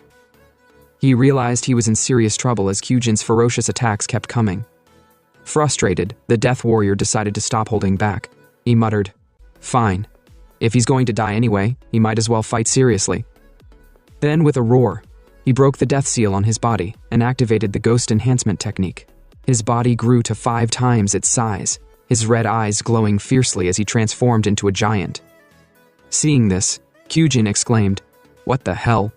The Death Warrior delivered a heavy attack, as powerful as a mountain crashing down, but he held back slightly, warning Kyujin to stand down so she wouldn't get hurt. He told her this was all her mother's plan, but Kyujin, already aware of the truth, refused to waver. She declared she knew her mother sent him, but she must defeat the Death Warrior and uncover the mastermind behind all this. She needed to stop her mother from going down the wrong path. With that, she used her anti-demonic energy to reflect the Death Warrior's attack. Annoyed, the Death Warrior muttered, "Stubborn woman. If only she weren't so hard-headed, this fight would have ended by now." He realized that the longer he fought Kyujin, the more the ghost fog would weaken, leaving him at a disadvantage. Desperate, he summoned the beast monster Guadio to attack Woon-wee. But Woon-wee was unfazed. With a smile, he said out loud, "Ah, finally." The Death Warrior is using the Guadio. Took him long enough. He was starting to fall asleep waiting for this. And bang, the beast monster launched toward Wunhui with blinding speed, aiming to attack him. But Wunhui, as calm as ever, acted like the hideous beast, was just another noisy nuisance in the night. Suddenly, using his dead man's eyes, he commanded the beast to bow its head. To amplify the drama, he activated his skill known as Purple Eyes, evil ghost taunts, and bang, the beastly bird screeched violently before crashing onto the ground with a thunderous thud.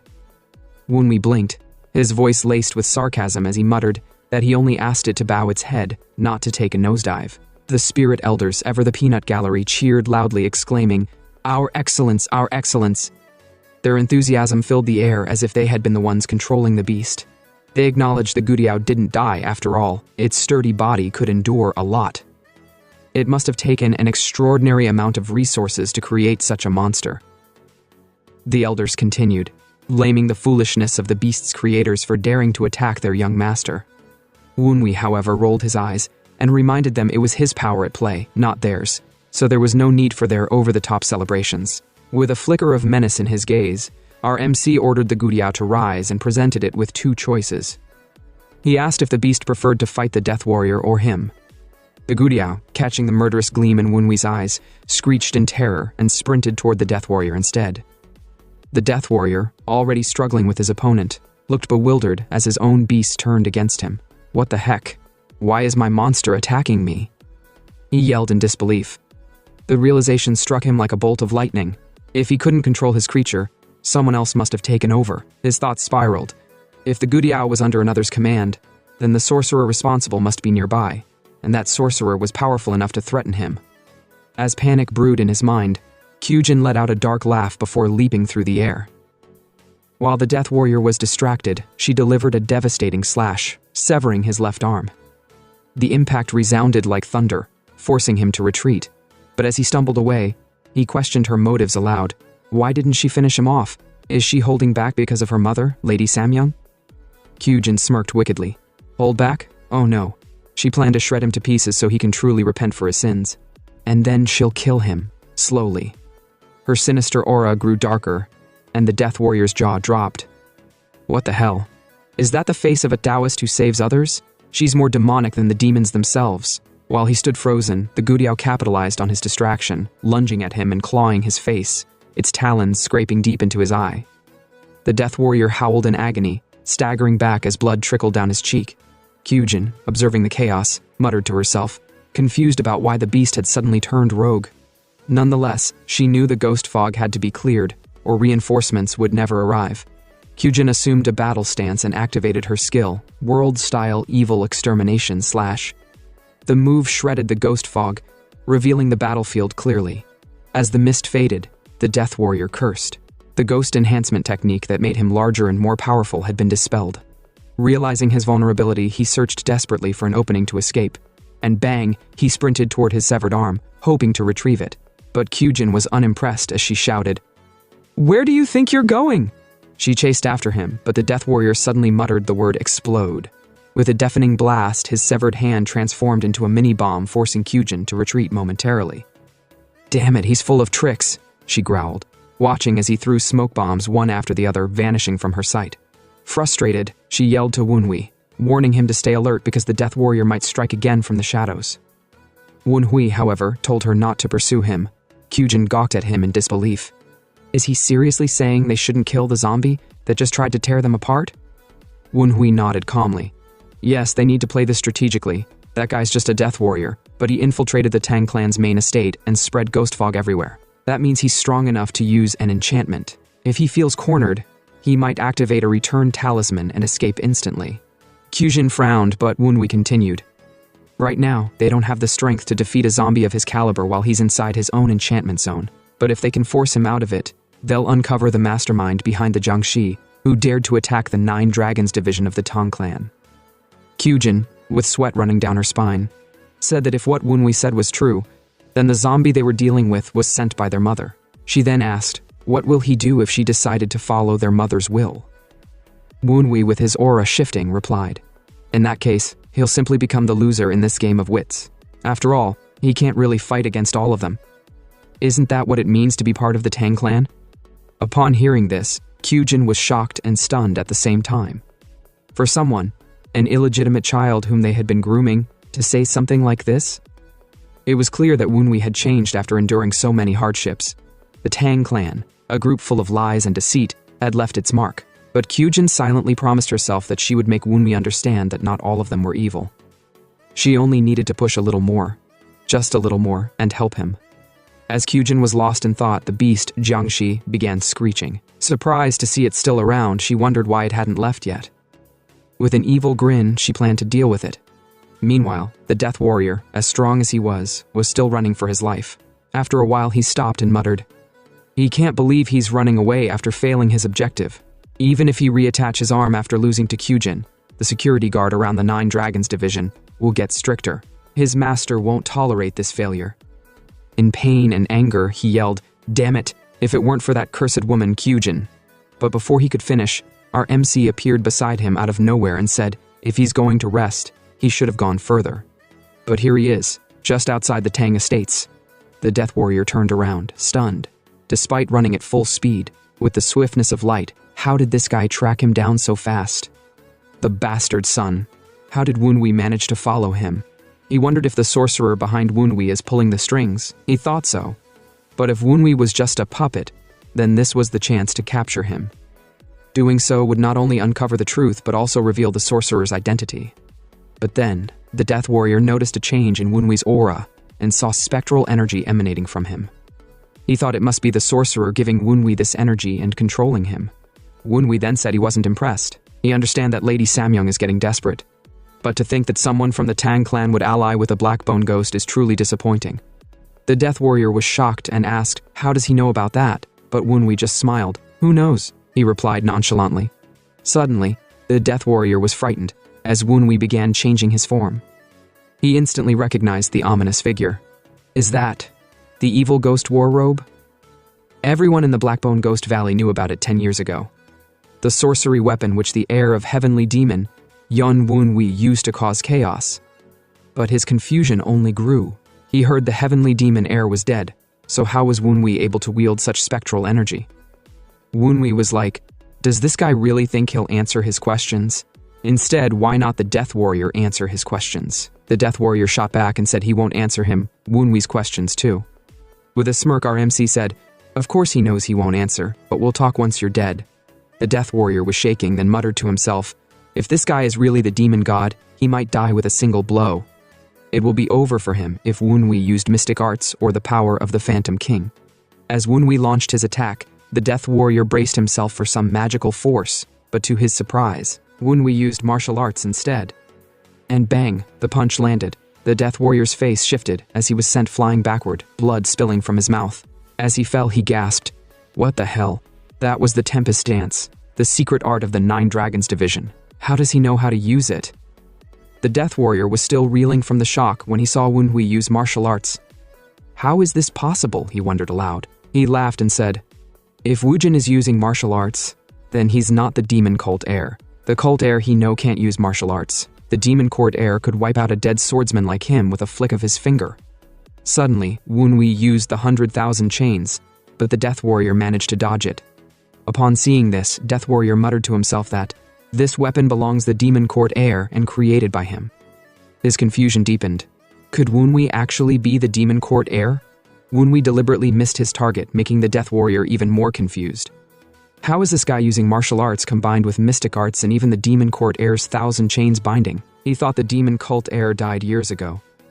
How is Woonwi doing this?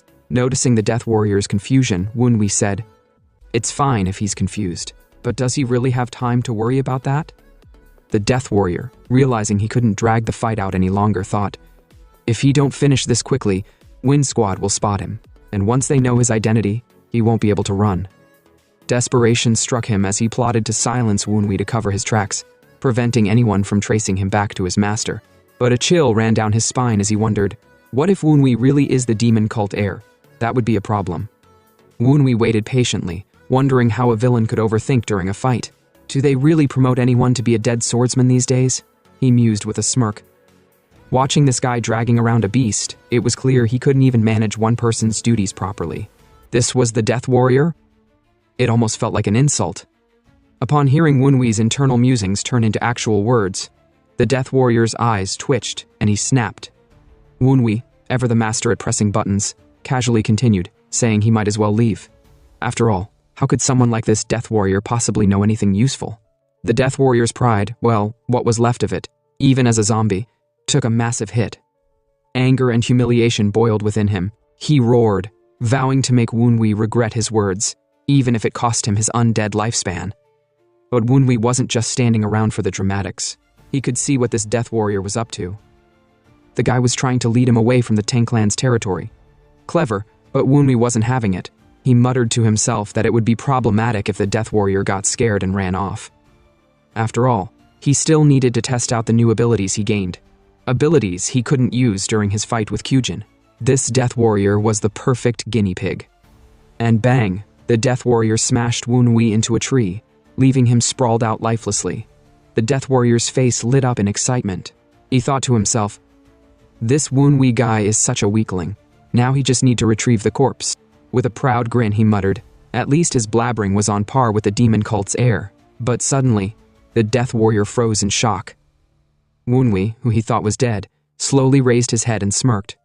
Ah, finally. He was getting worried for a moment there. The Death Warrior staggered back as Wunwi grabbed his wrist. His attacks weren't working at all. Wunwi chuckled and asked mockingly, "How do you plan to retrieve my corpse with such weak attacks?" It dawned on the Death Warrior that the robe Wunwi was wearing wasn't just any robe. It was the infamous evil ghost war robe of the demon cult's heir. "No, it can't be," the Death Warrior stammered. But desperation took over. Overloading his demonic essence, he unleashed a barrage of attacks, yet none of them even scratched Wunwi. Our hero, of course, couldn't resist throwing more fuel on the fire. Wunwi said, even if he was dead, it would take ages for those puny attacks to hurt him. The Death Warrior, now livid, prepared another blow, only for Wunwi to swat it away effortlessly. It turned out that Wunwi was using the Death Warrior as a test dummy, gauging how much damage the evil ghost war robe could endure.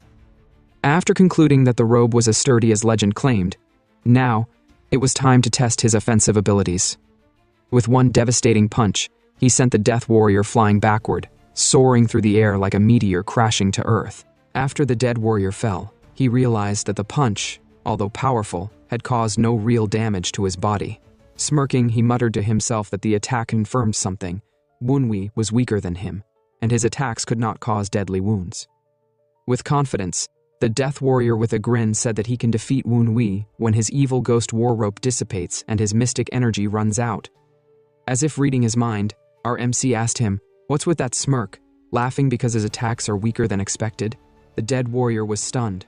How does Wunwi know what he's thinking? He wondered. Wunwi chuckled sarcastically. He came after him, knowing the Death Warrior is a Jiangshi of the Blackbone Valley Ghosts, so he definitely came prepared. As the Dead Warrior struggled to rise, he sneered. "Wunwi is acting pompous just because he's wearing that war robe. He shall see what tricks he've got to face off against a Jiangshi." Our MC was unfazed. He assessed the situation and said to himself, this attack didn't land a deep blow either. He can't pierce the defenses of a Jiangshi at his current level. He has so much to work on.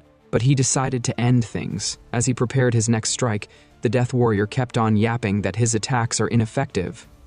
Wunwi ignored him and launched a flurry of strikes. The Dead Warrior laughed mockingly and said that his attacks are like tickles. They won't harm him. Wunwi then told him that the fight would have dragged on if he'd dodged, but the Death Warrior went out of his way to take all the hits. Guess his brain really has rotted. The Dead Warrior scoffed. What nonsense is Wunwi talking about? He's unharmed. But suddenly, he stopped abruptly, coughing up blood. In shock, he asked Wunwi, "What did he do? How can a Jiangshi be poisoned?" Wunwi smirked. A normal poison wouldn't work, but this isn't ordinary. It's soul poisoning. The Death Warrior tried to resist and fight back, but he can't fight the lost souls that's eating up his body. Accepting his defeat, the Dead Warrior sighed and said before he died, Wunwi should tell him one thing. Is he truly the demon cult heir? Our MC was not ready to answer the obvious question. He then told the warrior that he won't die here, so he pulled out the solitary chains of binding to bind his soul from reincarnation. The Dead Warrior gasped in realization. He really is the demon cult heir. Binding the Jiangshi's soul, Wunwi turned to the spirit elders. Train this one well. Make sure he heeds my words. The spirit elders bowed. "As you command, my lord." As Wunwi left, he reflected on his performance. He used this fight as practice, but he still have much to learn. His sorcery and mystic arts take too long to cast. He said he needs to improve his martial skills and speed. Suddenly, he sensed someone watching him. He wondered who the person is and where the person is watching him from. He decided to use his dead man's eyes, and bang, he identified it was Tong Hosan. Though Hosan didn't intervene, his presence was unnerving. He must have noticed the fight, even from a distance, Wunwi thought. At that moment, Kyujin arrived, dragging the Gudiao beast by its neck. Wunwi was surprised, not just by her arrival, but by her method. "She's beating it senseless," he muttered. Kyujin shrugged and said she tried cutting its wings off, but they're too tough, so she just subdued it. Wunwi said to himself that from how ferocious Kyujin is towards evil, he better stay on her good side. He lied that the Death Warrior escaped and apologized, but Kyujin dismissed it and said they'll use this beast to track its master instead. The Gudiao, terrified of Kyujin, quickly ran and hid behind Wunwi. Our MC said that he can't take a beast as big as this to his home. Suddenly the Gudiao shrank to a small size, earning Wunwi's amusement. Turns out that the beast can also use mystic magic. Wunwi then decided to keep it as a pet for now. He then told Kyujin that she should head home since it's getting late. She complied and they both parted ways. But Kyujin seemed bothered, and she's definitely hiding something. Back at the White Pavilion, Wunwi bound the Death Warrior's soul as his 15th spirit, including the spirit elders of the demon cult. The Death Warrior then informed Wunwi that his master was the White Bone Instructor. Wunwi blinked and muttered, "Wow, so that old man is still around? Haven't seen him in a while." The Death Warrior was surprised and asked if Wunwi knew his master. Our MC said with a smirk that he was well acquainted with his master, the White Bone Instructor. Turns out in Wunwi's past life, he actually learned the dead arts from the old master. Finished everything in less than a month, left the guy in complete shock. Aside from the White Bone Instructor, the Death Warrior mentioned 3 other deadly individuals: the Blue Bone Merchant, the Red Bone Terror, and the Green Bone Irreversible, 3 of the Black Bone Ghost, and 12 Black Specters. 4 of them near the Tang clan, definitely up to no good. The Spirit Elders chimed in. The only reason 4 of them would gather is if it has something to do with the Dark Supreme Visit Festival. Tong Hosan, the branch clan leader of the 9 Dragons Valley, might be powerful, but he was still under Tang Monyuk, the general clan leader of the Tang clan, also known as the Dark Supreme Tang Monyuk. One of the 10 greatest martial masters, had recently created a special squad he personally led. From the demon cult's perspective, they couldn't allow Sichuan's defenses to grow stronger.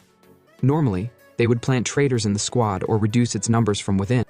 But 4 of the Black Bone Ghost Elders meant something bigger was in motion. Adding to the intrigue, Lady Samyong, matriarch of the 9 Dragon Branch family and originally from the Namgung clan, had ties to the demon cult. Wunwi mused aloud. The Limit Breakers, those empowered by the heavily demon divine cults, are called the Society. With their support, formerly laughable moves could become devastating, like a Trojan horse.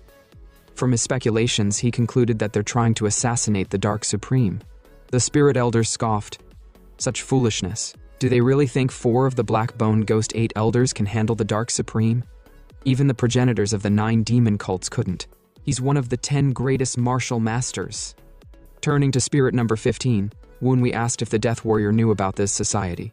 Despite being a spirit, a chill ran down the Death Warrior's spine. He confessed that he's too daft to understand it. It's fine, Wunwi said. He will just need to capture the White Bone Instructor for answers. Problem is that at his current level, he can't break through his spells, much less defeat him. Just as Wunwi was wrapping up, Tagon rushed in. Asking if he is okay, he heard news that Wunwi fought the intruder, but leaving that aside, he told Wunwi that the branch clan leader is requesting for him. Our MC had an idea of what the branch clan leader is calling him for.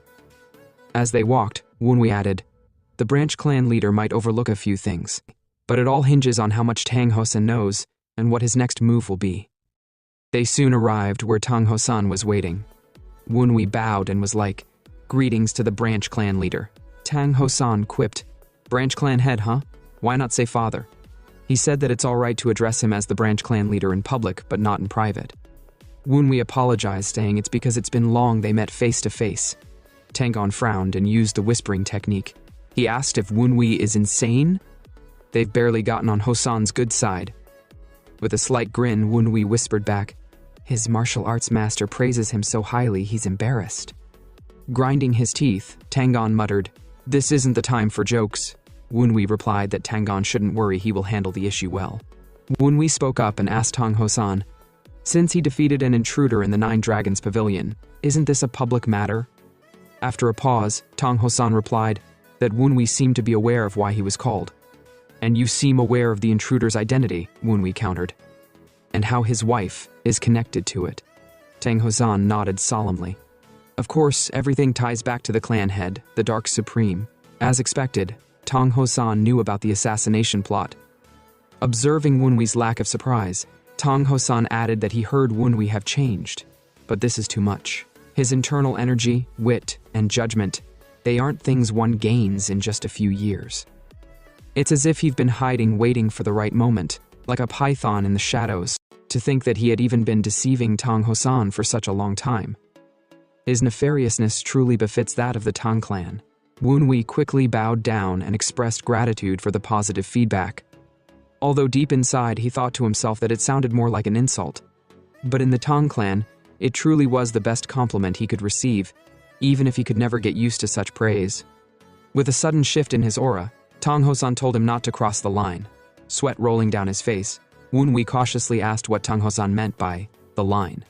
The clan head sternly replied that while he permitted him to interfere with many matters, he must not target the demon cult linked to Lady Samyong. Upon hearing this, Woonwee's inner monologue turned sarcastic. What the hell? This man lets his own son and wife fight tooth and nail, yet wants to keep the demon cult off limits? What is Tang Hosan plotting this time around? Feigning understanding, Woonwee nodded, knowing it would now be challenging to make a move against the white bone instructor. Tong Hosan dismissed him, telling him to go back inside. But before leaving, Woonwee stopped and cheekily asked if he would receive a reward for defeating the intruder. Tong Hosan raised an eyebrow, noting that Woonwee must be after something significant if he had gone out of his way to make this request. He asked Woonwee what he wanted. Woonwee declared his wish to train in the monstrous forest, a place brimming with poisonous insects and mystic beasts. It was the perfect environment to restore his mystic power to the level of his previous life. Tong Hosan acknowledged that the Tang clan head had the authority to grant such permission. However, he told Woonwee he could only request it during an official meeting, and even then, nothing was guaranteed. Instead, Tong Hosan retrieved a peculiar butterfly from his robe and asked if Woonwee would prefer to take this instead. Upon seeing the butterfly, Tagon exclaimed in shock, unable to believe Tang Hosan was offering that artifact. But before Tagon could explain further, Tang Hosan silenced him with a sharp glare. Woonwee observed the butterfly, unimpressed by what seemed like a mere ornament. Hosan asked if Woonwee didn't like it. RMC hesitated, sensing the overwhelming energy radiating from Tang Hosan. This energy made it impossible for Woonwee to approach and take the butterfly directly. Realizing he needed another method, Woonwee summoned spirit number 15 to retrieve it. The spirit successfully bypassed the energy field and handed the butterfly to Woonwee, leaving Tang Hosan and Tagon stunned. As they departed, Tagon muttered in disbelief. He can't believe Master Tang Hosan gave away his precious butterfly. Woonwee, holding the artifact, rolled his eyes and thought, is this some Tang clan junk? The spirit elders, always eager to comment, noted that while it looked like an ornament, it might actually be a hidden weapon. Angrily, Woonwee crushed the opinionated elders' projection and ordered them to spy on Tang Hosan to learn more about the butterfly. Back at Tang Hosan's side, Tagon asked why he had given such a priceless artifact to Woonwee. Tang Hosan revealed that the butterfly, known as the blood butterfly, once held sentimental value but had been gathering dust for 20 years since the Tempest squad disbanded. He felt that Woonwee, who had expressed interest in the Tempest legacy, might be the one to unlock its secrets. Meanwhile, the spirit elders reported back to Woonwee, informing him that the artifact was called the blood butterfly. They suspected it was a demonic tool, as it consumed absurd amounts of spiritual energy. Intrigued, Woonwee infused his energy into the butterfly, but it stubbornly resisted, frustrating him further. He unleashed a torrent of energy, but the artifact remained unscathed, revealing nothing about its nature. The next morning, Wunwi woke up exhausted and irritated. He decided to shelve the butterfly problem for now, knowing he had bigger issues. If the white bone instructor discovered his failed attack, retaliation would be imminent. Yet Tong Hosan's warning loomed over him, complicating any plans for revenge. As he sipped his tea, the Gudiao, his new beast monster companion, disrupted his thoughts. Observing the creature, Wunwi realized it needed to grow stronger to face multiple death swordsmen. Cutting his hand, he decided to use his blood as a medium to create the Phantom King's blood, an elixir infused with unparalleled demonic knowledge. The spirit elders marveled at the process, envying Wunwi's birthright. Despite their awe, one elder reminded the others to maintain their dignity as spirits. When the Phantom King's blood was complete, Wunwi taunted the Gudiao, asking why he should give it the elixir. Grinning wickedly, Wunwi proposed a deal. If the Gudiao revealed the location of the Jiangshu's ranches in the Blackbone Ghost Valley, he would hand over the elixir. Desperate, the Gudiao bowed deeply, accepting the offer. After telling Wunwi everything, Wunwi gave the elixir to it. Suddenly, the Guadiao's eyes began to change, his figure shimmering as bright lights emanated from his body. His wings grew long and healthy, a sight that left the old spirit elders stunned. The Guadiao had been reborn. The reborn Guadiao transformed into the fabled bird Zhu, known for forewarning of the demonic army's advance. Wunwi then asked it how it felt to be reborn, now free of its former body. It turned out Wunwi had added a spirit to Zhu. The spirit was none other than Elder Wan from Wunwi's demonic set. Dear listeners, do you all remember the spirit spider that got swallowed while trying to fetch Wunwi intel? Yep, that's him right there.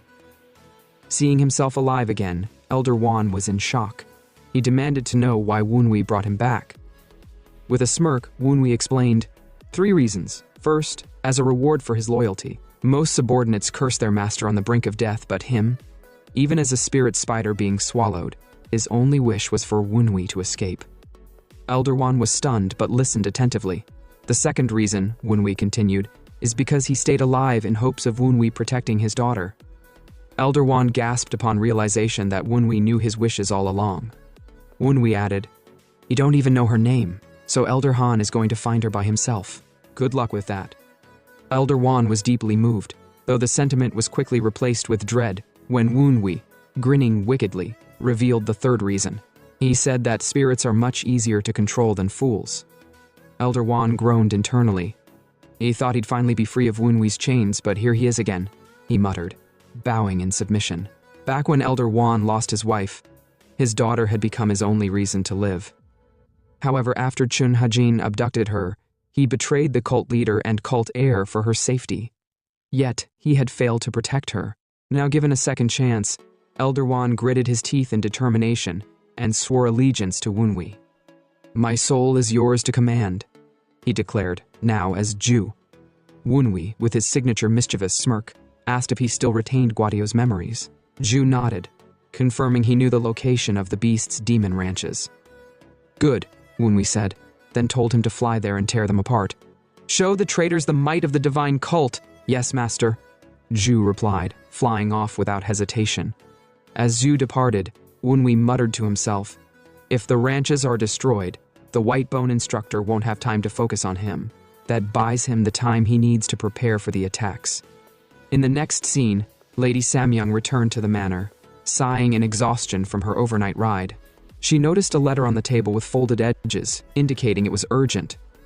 Upon reading it, her eyes widened in shock. The letter detailed Wunwi's duel with Yunchan, which he won, and his tie with Kyujin, witnessed by the branch clan head. Samyong, furious, snapped, "What the hell happened while she was gone?" Just then, Kyujin entered and greeted her mother. Feigning a smile, Samyong asked, "Where have you been?" Kyujin replied, "An execution. What about you, mother?" Samyong deflected with a vague excuse, but Kyujin wasn't fooled. She then told her mom that a Jiangshi invaded the 9 Dragon Branch with Wunwi as its target. Samyong, inwardly panicking, pretended to be appalled. "Oh, how terrible! A Jiangshi attacked Wunwi. What were the guards doing?" Kyujin pressed on, saying that she fought the Jiangshi herself. Samyong, who was expecting Wunwi to be dead, was shocked. "What? She fought it?" Kyujin explained the Jiangshi hesitated because it mentioned Samyong's name. Furious, Samyong ranted, "Idiots! How could they mention her openly? Now everyone will know she's behind this." Kyujin then asked, "Why does she hate Woonwi so much? She'd go as far as hiring a Jiangshi, and for what? He's not even a threat to the family." Samyong snapped and said, "Everything she do is for her and Yun Shan. That illegitimate child is just an interference." Kyujin, disgusted, turned her back. She then said that she will stop her mom herself if she refused to change her ways, even if she have to use force. With that, Kyujin stormed out, leaving Samyong in stunned silence. As she was leaving, Mrs. Samyong became angry. She said that Kyujin does not understand how she feels at all. How could she not grasp the point she's trying to make about killing Woonwi? She yelled furiously, her voice echoing with frustration. It was all because of that bastard Woonwi. She could have dealt with him sooner, gotten rid of him before everything spiraled out of control. Determined, she decided to head to the temple immediately. Meanwhile, Woonwi was heading out somewhere with his master, Tagon. Tagon commended Woonwi for being able to move around after the battle against the invader last night. After walking for a while, they arrived at a building known as Luban's Foundry. It was a place of legendary craftsmanship, steeped in the techniques of Taoism. Inside, countless workers toiled over swords and other weapons. Tagon asked if the owner was around. Upon recognizing Tagon, one of the workers, awed by the presence of the fierce wind warrior, replied, "Yes, the owner is inside." The worker led them to Master Luban himself, the famed blacksmith. The worker introduced them, saying, "Master Luban, this is Woonwi." Bowing respectfully, Woonwi said, "Nice to meet you, sir." But before he could finish, Master Luban interrupted, scrutinizing him. "Are you the second son of that old bastard Tang Hosan?" Woonwi replied, "Yes, I am," but silently wondered how Luban could know his family so well, even referring to Tang Hosan in such terms. Luban turned to Tagon with a wry smile. "He didn't bring Woonwi just for introductions, did he? What does he want this time?" Tagon admitted they needed something crafted, and Luban, noticing the urgency, told them to drop the blueprints and leave. He's busy enough as it is. As Woonwi placed the blueprints on the table, he noticed a long list of pending projects. It made sense. Everyone wanted their weapons perfected before the Dark Supreme's visit. Woonwi explained the complexity of his design, offering to clarify it in person. Luban snapped, "Does he think he's some novice? Even if the blueprint is garbage, he'll make it into a flawless stealth weapon." Woonwi countered, "It's not a stealth weapon, it's a sword." Upon hearing this, Tagon exploded in anger. Grabbing Woonwi by the neck, he yelled, "A sword? He's a Tang clan member, he's supposed to use stealth weapons." Woonwi, groaning, muttered that he asked for a swordsmith, not a lecture. Tagon, who was visibly frustrated, turned away, leaving Luban to handle the matter. Luban led Woonwi to a private room, where Woonwi unveiled his vision. The design was a metal fan, yet undeniably a sword. Luban was both impressed and intrigued, calling it cunning and innovative. Woonwi, with a sly grin, thanked him. Luban eagerly delved deeper, asking Woonwi to explain the intricate details. They discussed gunpowder, durability, and more, leaving the spirit elders, spectators of this interaction, bewildered. One spirit elder whispered, "Does the young master really know about all this? And what's gunpowder doing in a sword?" Another added, "Even Tagon doesn't seem to understand what's happening." After absorbing all the details, Luban exclaimed that Woonwi is quite ambitious. Our MC replied with a smirk that ambition is his middle name. Luban then declared that this sword was beyond his disciple's skill, he would make it himself. Tagon, in shock, was like, "Master Luban, the greatest blacksmith, making it personally. Just how powerful is this sword?" Luban affirmed that it was a unique challenge. Woonwi, sensing his moment, bowed deeply and said it would be an honor for Luban to craft the weapon. But Luban hesitated. There are only 20 days until the clan head's visit, and he have other commitments. Woonwi, undeterred, taunted, "I see, so even the great Luban finds this too hard." Luban's pride flared. "Too hard? He's the great Luban. He'll have it ready in 15 days. Woonwi beamed, knowing he had won. "I knew you could do it. You're amazing." Meanwhile, the spirit elders sighed. Another victim of the young master's yapping techniques. In the next scene, Woonwi was heading home and said to himself that he's glad Master Luban is a better smith than he anticipated. He then recalled that the ranch was being taken care of by the bird he had sent. Now, all that remained was figuring out a way to attack the white bone instructor. But as he was lost in thought, Kyujin called out to him. With a downcast face, Kyujin asked if she could speak with him. Woonwee noticed the murderous energy emanating from her Azure streak. He thought to himself that this must mean she is currently struggling to control her emotions, so much that it couldn't even be hidden by her sword style. Kyujin then said to Woonwee that it might be sudden, but what does he think about the past? Does he have feelings of resentment or something? She wants to know his thoughts on it. Woonwee paused, then asked if she can catch the wind. Kyujin was confused and couldn't reply. Woonwee continued, "It's possible to hold the wind for a second, but a person can't keep it in their hand for long. If they could, it wouldn't be called wind." The same goes for her question. What does the past matter? There are so many things he wants to do right now. Things he have to do, but what matters is the future. Upon hearing this, Kyujin was shocked and surprised. She said, now she understand. She need to think about the future, huh? She thanked Woonwee, saying she had made up her mind thanks to him. Then, with a serious face, she added, there's something she must do and he might not see her for a while. With that, she left immediately.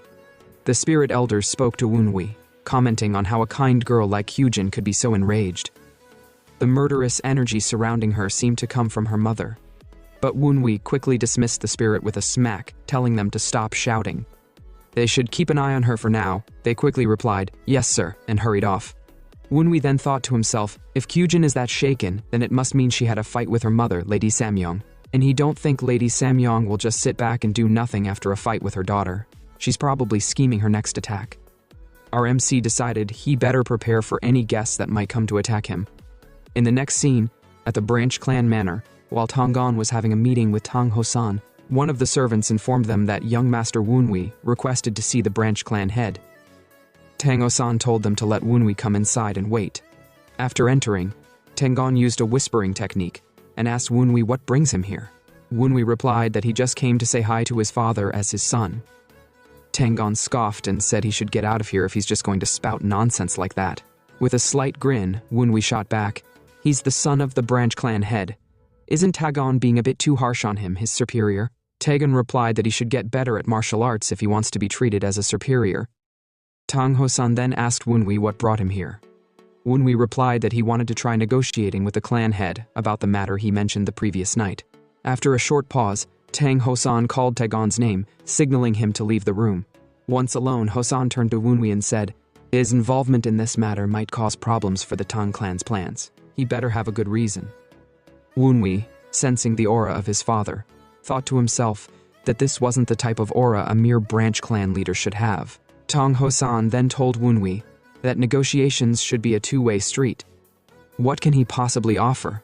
Woonwee with confidence said, he can't offer anything at the moment, but he can make a promise. He will protect his sister, Kyujin, and he's well aware of what kind of people Lady Samyong is working with. Upon hearing the mention of Lady Samyong, Tang Hosan switched to a whispering technique, realizing there might be spies in the room listening. In the whispering frequency, Woonwee continued, if the connection between Lady Samyong and the demonic cult is revealed, Kyujin won't be able to avoid the fallout. If people find out that she's the child of the demonic cult spies, things won't go well for her. Kyujin and Yunshan will never be able to show their faces again. Tang Hosan, crossing his arms, told Woonwee that, putting aside how he planned to do this, does he even have the power to make that happen? Our MC replied confidently that Hosan should add him to the plan against the assassination of the Dark Supreme. Tang Hosan raised an eyebrow, asking if Woonwee is skilled enough to be part of his plans. Woonwee, with a proud grin, said he will prove it by bringing him the head of the white bone instructor. Upon hearing this, Tang Hosan froze, wondering how Woonwee knew about the white bone instructor. At the temple, incense burned as the white bone instructor was deep in prayer. Suddenly, Lady Samyong rushed up to him, asking how could he do such a terrible job. After everything she've paid, she yelled, asking if he knew what her daughter said to her. He couldn't even get rid of one bastard child. Before she could continue, the white bone instructor snapped, Madam Samyong. She was shocked to hear him yell at her. The white bone instructor continued, he've learned that his judgment was wrong on this matter. He lost a disciple, so he won't just sit back anymore. He told her that he'll take matters into his own hands. At that moment, a Jiangxin girl rushed in, calling urgently for the temple master. The white bone instructor gestured for Lady Samyong to sit and wait as he attended to the matter. As she sat down, Lady Samyong muttered to herself, "She don't like the way the temple master dared to yell at her. But he is skilled, that's for sure. Since he said he'll take this matter into his own hands, then he'll make sure it goes according to plan." But suddenly, the temple master screamed, "What?" The female Jiangshi told him that the beast Jiangshi farms were under attack. The temple master became furious. He'd spent more than 10 years secretly raising the beast Jiangshi. Now he was hearing that Azure, with the same spirit energy as the Guriao he'd created, had destroyed them all. In a fit of rage, he raised his hand and grabbed Lady Samyong by the neck, calling her a bitch. He slammed her to the ground, shouting that she dared deceive him. So she's trying to tell him that a sorcerer, skilled enough to take his Guriao and evolve it into Azure, is now trying to raise Wunwi, an illegitimate child, to be the Tang clan's successor? That's impossible. He said she must be working with that sorcerer to stab him in the back. Lady Samyong stammered, saying she didn't know what he was talking about. This only fueled the temple master's anger. "She don't know what I'm talking about, or is she pretending not to know?" he growled. "Do she really think she can underestimate them, the Blackbone Ghost Valley?" Upon hearing the name, Lady Samyong was taken aback. The Blackbone Ghost Valley? Isn't that part of the demonic cult? It hit her. She'd been unknowingly working with the demonic cult all along. She couldn't believe her eyes. The temple master muttered to himself, "This woman really doesn't seem to know anything. The Namgung family must be using her until she becomes useless." He then told her, "There seems to have been a misunderstanding. It really seems like she don't know anything. But never mind. Even if it weren't for her request, he would have already whipped that bastard Wunwi and the sorcerer behind him into pieces." He then asked Lady Samyong for her cooperation. He said that they need to make whoever the sorcerer is lower their guard. He then instructed Lady Samyong to make Wunwi like her. She stammered, asking, "Why should she do that?" The temple master grinned darkly. "If she don't want to do it, he'll have to turn her into a Jiangshi. She'll do what he says, one way or another." At that, Lady Samyong reluctantly agreed. "All right, she'll do as he says." In the next scene, Lady Samyong returned to the mansion and began apologizing to Wunwi. Though it was all an act, she said she was wrong. If there's something he wants as a token of apology, she'll do it. Wunwi, who knew the apology was nothing more than a facade, raised an eyebrow. "Is this really an apology?" he asked. Lady Samyong thought to herself, "I don't want to apologize, but I have no choice. She need to manipulate Wunwi to figure out who the sorcerer is. It's humiliating, but she have to do it." Wunwi smirked and told her that she always acted like she weren't afraid of anything, but he guessed she's afraid of the branch clan head finding out she's working with the demonic cult. This took Lady Samyong by surprise. She was like, "What? How does Wunwi know about the demonic cult?" From his expression, she realized he wasn't just provoking her. She said to herself that she only figured out yesterday that those guys were part of the demonic cult, so how did Wunwi know? Wunwi's aura shifted, and he said, She seemed pretty taken aback. Lady Samyong had been assuming that a sorcerer was the one controlling Wunwi, but these aren't the eyes of someone under manipulation. He's the one in control here. She quickly recovered and denied everything. She said she don't know Wunwi is talking about. Wunwi raised an eyebrow and said, "Then it wouldn't be an issue if he went and told the branch clan head about it."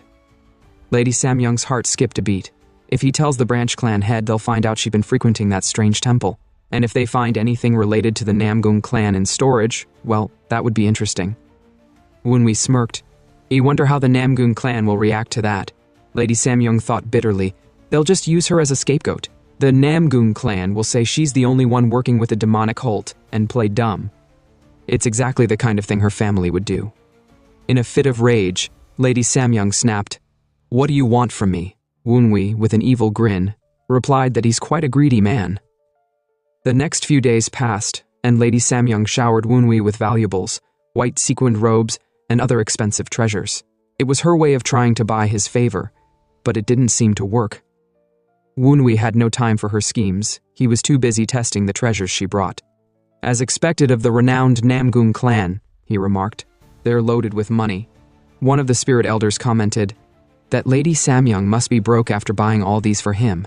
One elder sneered, "That's what she deserves for what she tried to do to their young master." But our MC snapped back, telling the spirit elders to speak for themselves. They've tried to attack him in the past too. Woonwee eyed the treasures and nodded. They are useful, but there's one item in particular that stands out. The immense poisonous energy. The spirit elders gasped and asked, "What's that?" Woonwee smirked. "It's a pill, made with a perfect 1-to-1 ratio of fire, poison, herbs, and a certain type of bacteria." Upon hearing this, the elders asked him if he was attempting the 6th mastery level of the Venom Dragon Cultivation. With a smile, Woonwee replied, "Yes." He explained that reaching the 6th mastery level of the Venom Dragon Cultivation would open his middle dantian and bring him to the ultimate peak. So, Woonwee went out to the training grounds to test his ability at the 6th Dragon Ultimate Peak.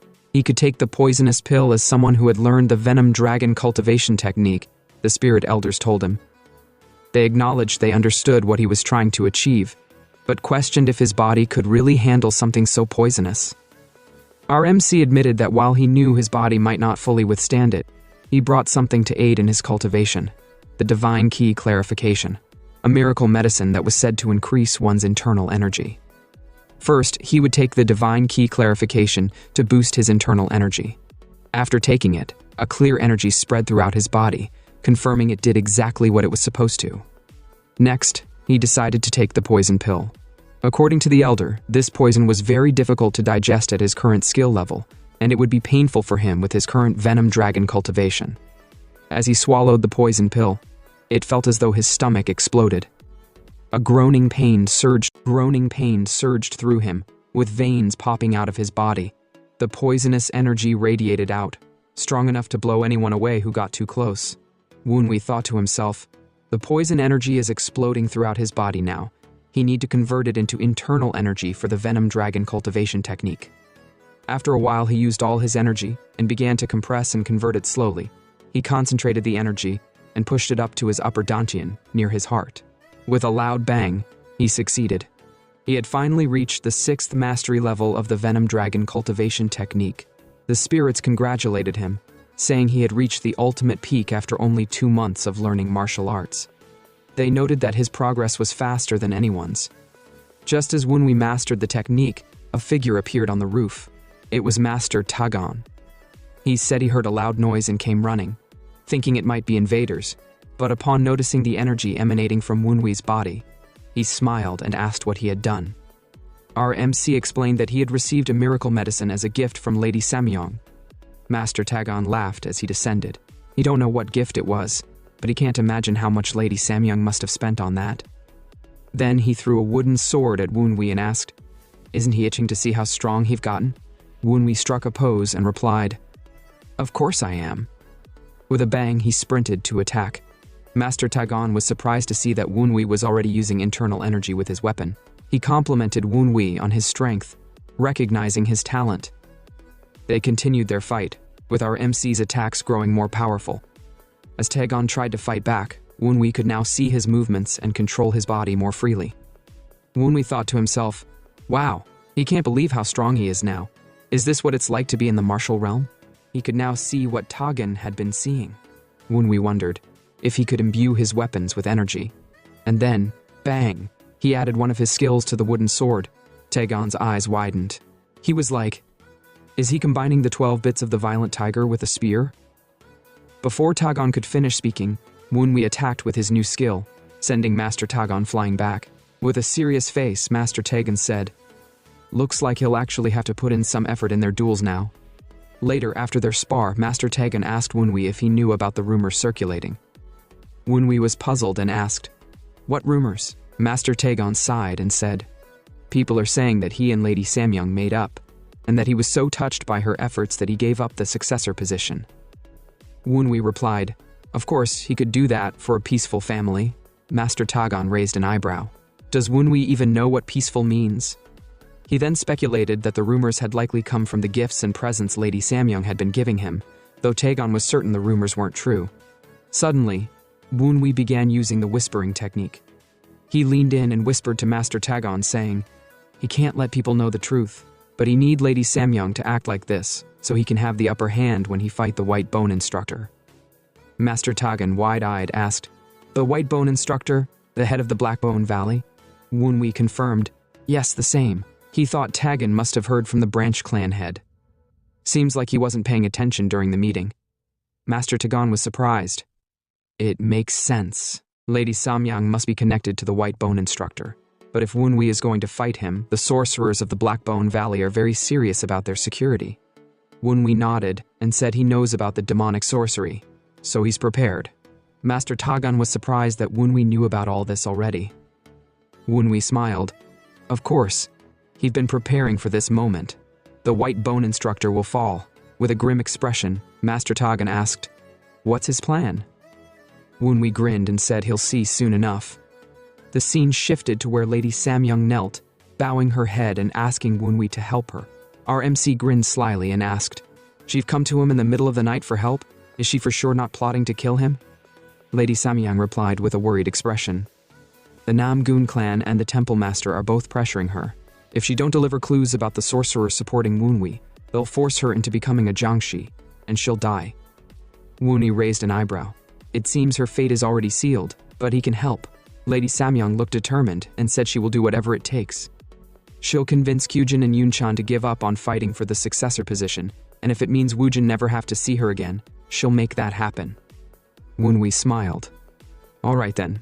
She'll have to prepare something for him first.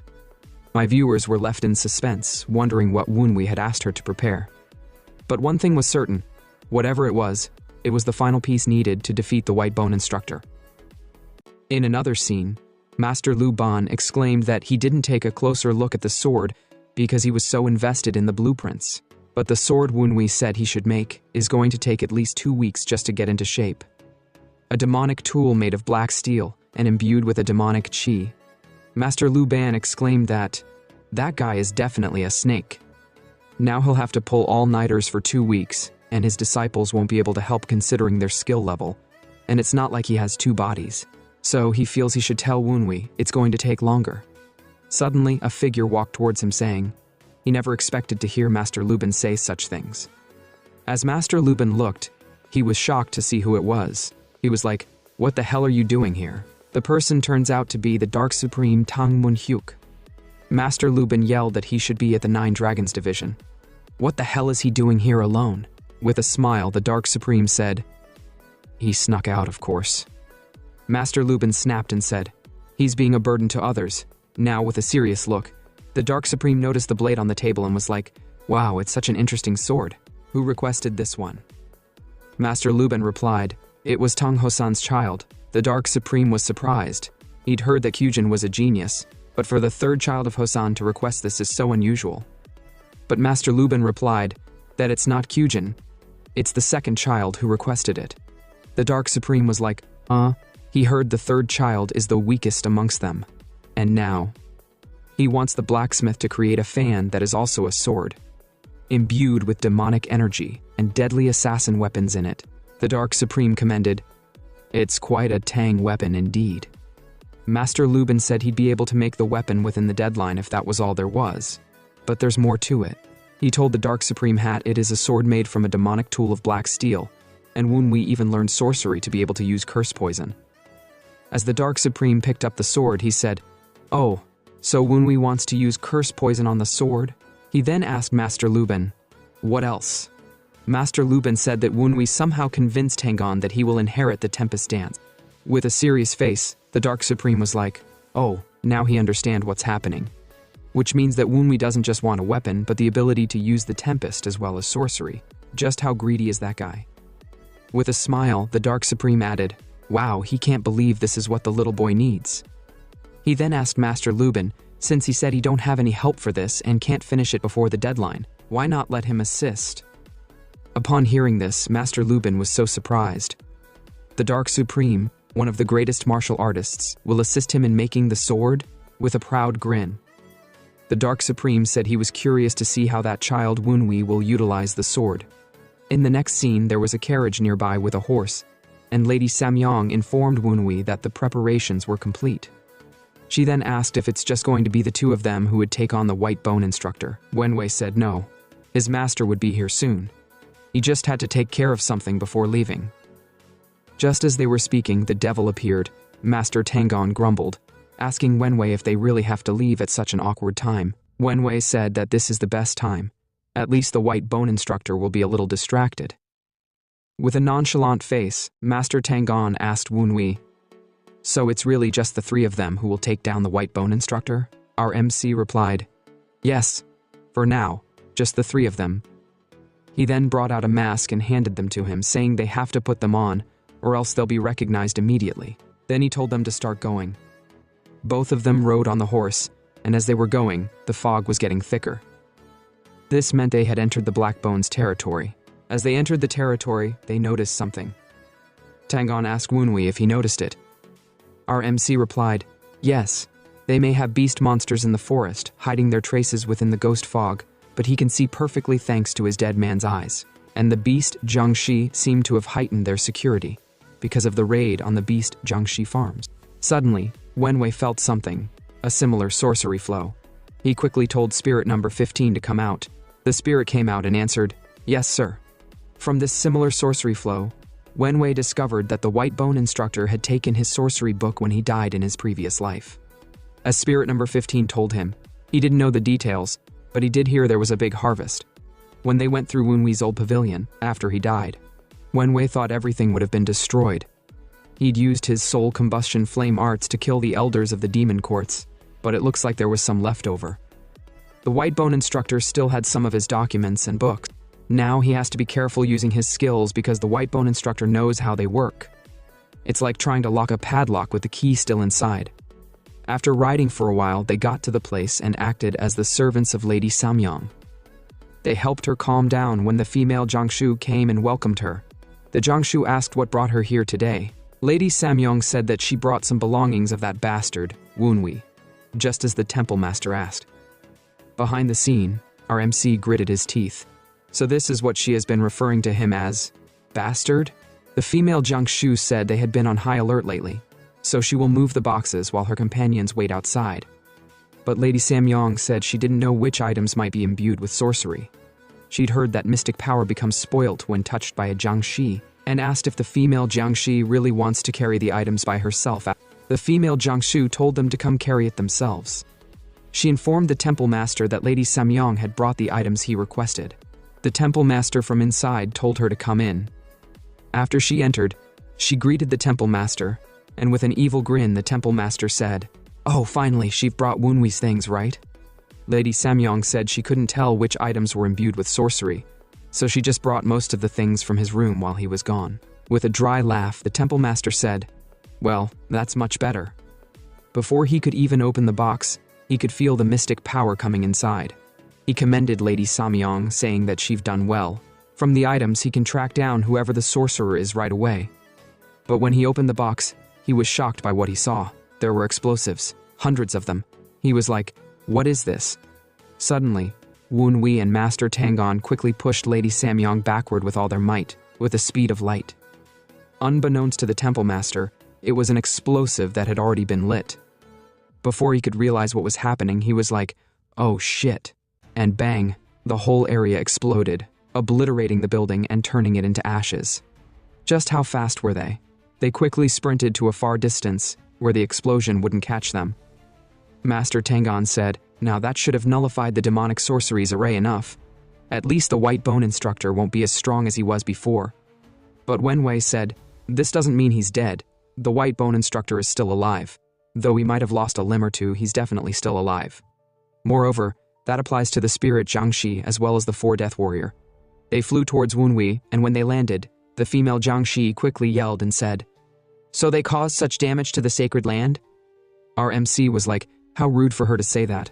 All he did was destroy one house and nothing else. Master Tagon told Woonwee that most people would get mad at that. Just how evil is Woonwee to be nonchalant about it? One of the Death Warriors told the female Jiangxi, "Tagon is the fierce Wind Knight, considered the second strongest in the 9 Dragon division, and next to him is Woonwee, the second son of the 9 Dragon family. The fact they're here must mean the Tang clan is onto their plans." The Death Warrior said they needed to verify how detailed their plan was, so they must capture 2 of them alive at all costs. The rest of the Jiangxi replied, "As you wish," and stood ready to fight. And bang, the Jiangxi head was cut off in an instant. It turned out to be Master Tagon. As he landed, he asked, "How dare monsters like them pretend to be humans?" The female Jiangshi was surprised. She didn't expect Master Tagon to kill a dead swordsman in a single attack. He's definitely powerful. A martial master at the supreme peak, she thought. Wenhui then went on to the next business to take care of. One of the death warriors asked Wenhui where he thought he was going, but the female Jiangshi said they should ignore Wenhui. He's no threat right now. They should use all their mighty to take down Master Tagon. He's the real threat here. With a smile, Master Tagon told them, "Bring it on. Do your best to take me down." In the Krombos and Shambos, the white bone instructor, who we knew hadn't died, was trying to get up on his feet. In anger, he yelled, "That idiot Lady Samyong dared to betray them." From the explosion, his regeneration abilities were stolen, and the explosion distorted the foundation of his demonic sorcery array. He said he needed to quickly decide whether to repair the demonic sorcery array or destroy the evidence and run away. But suddenly, our MC from the shadows said, "He came all the way out here for him and he's planning to run? Is that how we treat his guests?" The white bone instructor, seeing him, muttered, "That face. Is he not the bastard from the Tang family branch?" He felt that since Wenhui was here, this plan must have been made by the family head. Our MC was like, "Long time no see, old man. The last time we face to face was when I learned mystic arts from you." Upon hearing this, the white bone instructor was like, "What is he talking about?" Wenhui reminded him, if he has forgotten, their specialties may have been different, but he was his master for a month. The white bone instructor was still surprised. What the hell is going on? But then it struck him. He remembered Wenhui's manner of speech and realized, no, there's no way. It can't be possible. Then Wenhui began changing his form. Upon seeing this figure, the white bone instructor began to panic. What the hell, is this guy the demon cult heir? In rage and fury, he quickly stretched out his arms, as if about to attack our MC. Wenhui commended him. He'd gotten stronger, and stood in a fighting stance. Then bam, with a loud explosion, the white bone instructor vanished. Wenhui said to himself, "What is this? It doesn't feel like the old man activated any mystic arts." He wondered what the old man was plotting. Regardless, he decided to use his dead man's eyes to locate the old geezer. But after using them, he couldn't find the white bone instructor anywhere. Where did he go? Wenhui wondered. Suddenly, the spirit elders told him that the white bone bastard is up in the sky. It turned out the white bone instructor had begun running for his life after realizing that Wenhui was the demon cult's heir. Wenhui sighed. He don't know whether to call him a scaredy cat or praise his decision-making, but out of all the directions he could have run, he chose the path where Wenhui had something planned for him. He's really unlucky. As the white bone instructor fled for his life, he muttered to himself, "What the hell? How is the demon cult heir alive?" Back then, he thought Wenhui was dead. But that's not the important part. He said out loud, "The fact that Wenhui revealed himself as the demon cult heir means he has a way of eliminating him. Wenhui is that kind of bastard." But suddenly, he noticed a surge of anti-demonic energy, and bang, it was Kyujin, who had taken the path the white bone instructor was on. She launched a barrage of anti-demonic energy strikes toward the sky, catching up to him. The white bone instructor fell to the ground with a loud thud. Meanwhile, Wenhui said to himself, "Yeah, that's what he gets for ignoring him." Kyujin was running up to finish him off when she noticed our MC was already there. She asked, "What is he doing here?" Wenhui replied that he's clearing out the demon cult with her mother. She was shocked. "With our mother? What does he mean by that?" And also he mentioned the demon court. What does he mean? Wenhui told her that the Jiangshi master is from the demon cult and they still hadn't captured him. Kyujin, with a determined look, said that she came here because she heard her mother was plotting something with a sorcerer hiding in this mountain, but she never knew the sorcerer was part of the demon cult. Wenhui said to himself that he understood Kyujin's confession, but needed to send her off before the white bone instructor pulled off another trick and escaped. He told Kyujin he can take care of the white bone instructor by himself. She should go help Master Tagon. He's fighting alone against a multitude of enemies while protecting her mother. Upon hearing this, Kyujin exclaimed, "What the hell? It was just the three of them who came to take down the sorcerer?" Wenhui replied, "Yes, it was a secret operation. They couldn't carry anyone along." With a serious face, she said, "The situation seems urgent. She'll ask questions later. For now, she have to go assist Master Tagon, and if things get dangerous, he should run away." Wenhui nodded, then she left. Now, Wenhui turned back to face the white bone instructor, and told him that he must have had plenty of rest while he had chatted with his sister. Why don't he get up? A Master Jiangshi would have no issue recovering from such attacks. The white bone instructor stood up, gritting his teeth in anger, and yelled that Woonwee's damned mouth is as wretched as ever.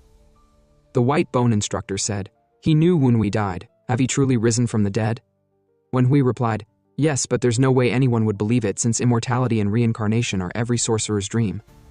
He began changing his figure and said, "If this appearance is enough evidence for him to believe he's the demon court heir." Upon seeing this, the white bone instructor was like, "What the hell? The evil ghost war robe?" He screamed upon realizing that Woonwee was actually the demon cult heir. Previously, on the Chronicles of Demon God, the main character, Woonwee, heir to the demon cult, was reincarnated into a boy's body in the Tang clan. Although his smile was as bright as daylight, his nature was as vicious as my girlfriend's mother. Tagon, his master and the laziest of them all, appeared smiling in this frame, a rare occurrence.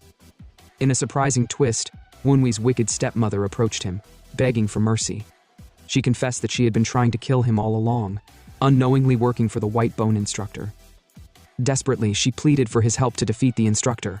Initially, Woonwee intended to expose her. However, he changed his mind, and instead struck a deal she couldn't refuse. Either she help him, or risk being turned into a Jiangshi, a soulless zombie. With their plan set, Tagon and Woonwee disguised themselves as servants, and accompanied Lady Samyong to the white bone instructor's temple. They carried boxes filled with gifts, feigning loyalty to please the instructor. The white bone instructor, delighted by the gifts, eagerly opened them. His excitement turned to horror when he discovered the boxes were packed with explosives. Amid the chaos, Tagon and Woonwee quickly pushed Lady Samyong far away from the explosion. A deafening bang shook the temple, as the white bone instructor and the entire building were engulfed in flames. Once they reached a safe distance, Tagon sighed in relief and remarked, "Although the white bone instructor didn't die in the explosion, at least he's weakened now." Shortly after, Tagon faced off against the 4 death warriors, while Woonwee went to finish off the white bone instructor. Now, let's dive into the present moment of the story.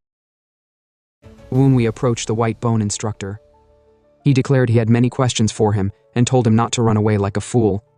"Let's get this over with," he said firmly. The white bone instructor snapped back, his voice dripping with irritation. "Fine," he yelled, his frustration evident.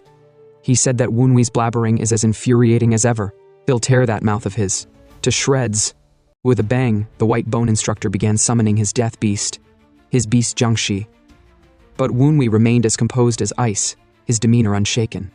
With a few calculated gestures, he unleashed the Tempest dance combined with the Tempest rampage. In mere seconds, he obliterated all the beast Jiangshi. Not a single one survived. Not giving the white bone instructor a moment to breathe, Woonwee launched an attack. Before the instructor could even glance up, Woonwee landed a deafening blow that sent him flying. The attack was relentless. Even before the white bone instructor hit the ground, Woonwee sprinted towards him. He delivered a flurry of punches mid-air, not allowing his opponent to recover or even catch a breath. Again and again, Woonwee struck, his blows relentless and precise. As the white bone instructor was tossed around like a football, he shouted in disbelief. How has Woonwee increased his prowess in such a short time after reincarnating? He was stunned by Woonwee's growth. When Woonwee was the demon cult heir, he could only use mystic arts. The white bone yelled, "Impossible! How is Woonwee using martial arts too?" In a fit of rage, the white bone instructor roared and pushed Woonwee backward. Summoning his remaining strength, he attempted another attack, but Woonwee stood his ground, unflinching. He taunted the old man. "Is that all you've got? If so, this is a real letdown." The white bone instructor, infuriated, yelled for silence as he launched himself at Woonwee. But Woonwee smirked, noting, "Surely, he is not foolish enough to use the same attack again?" Yet, as the instructor chanted an incantation, he screamed the word, "Explode!"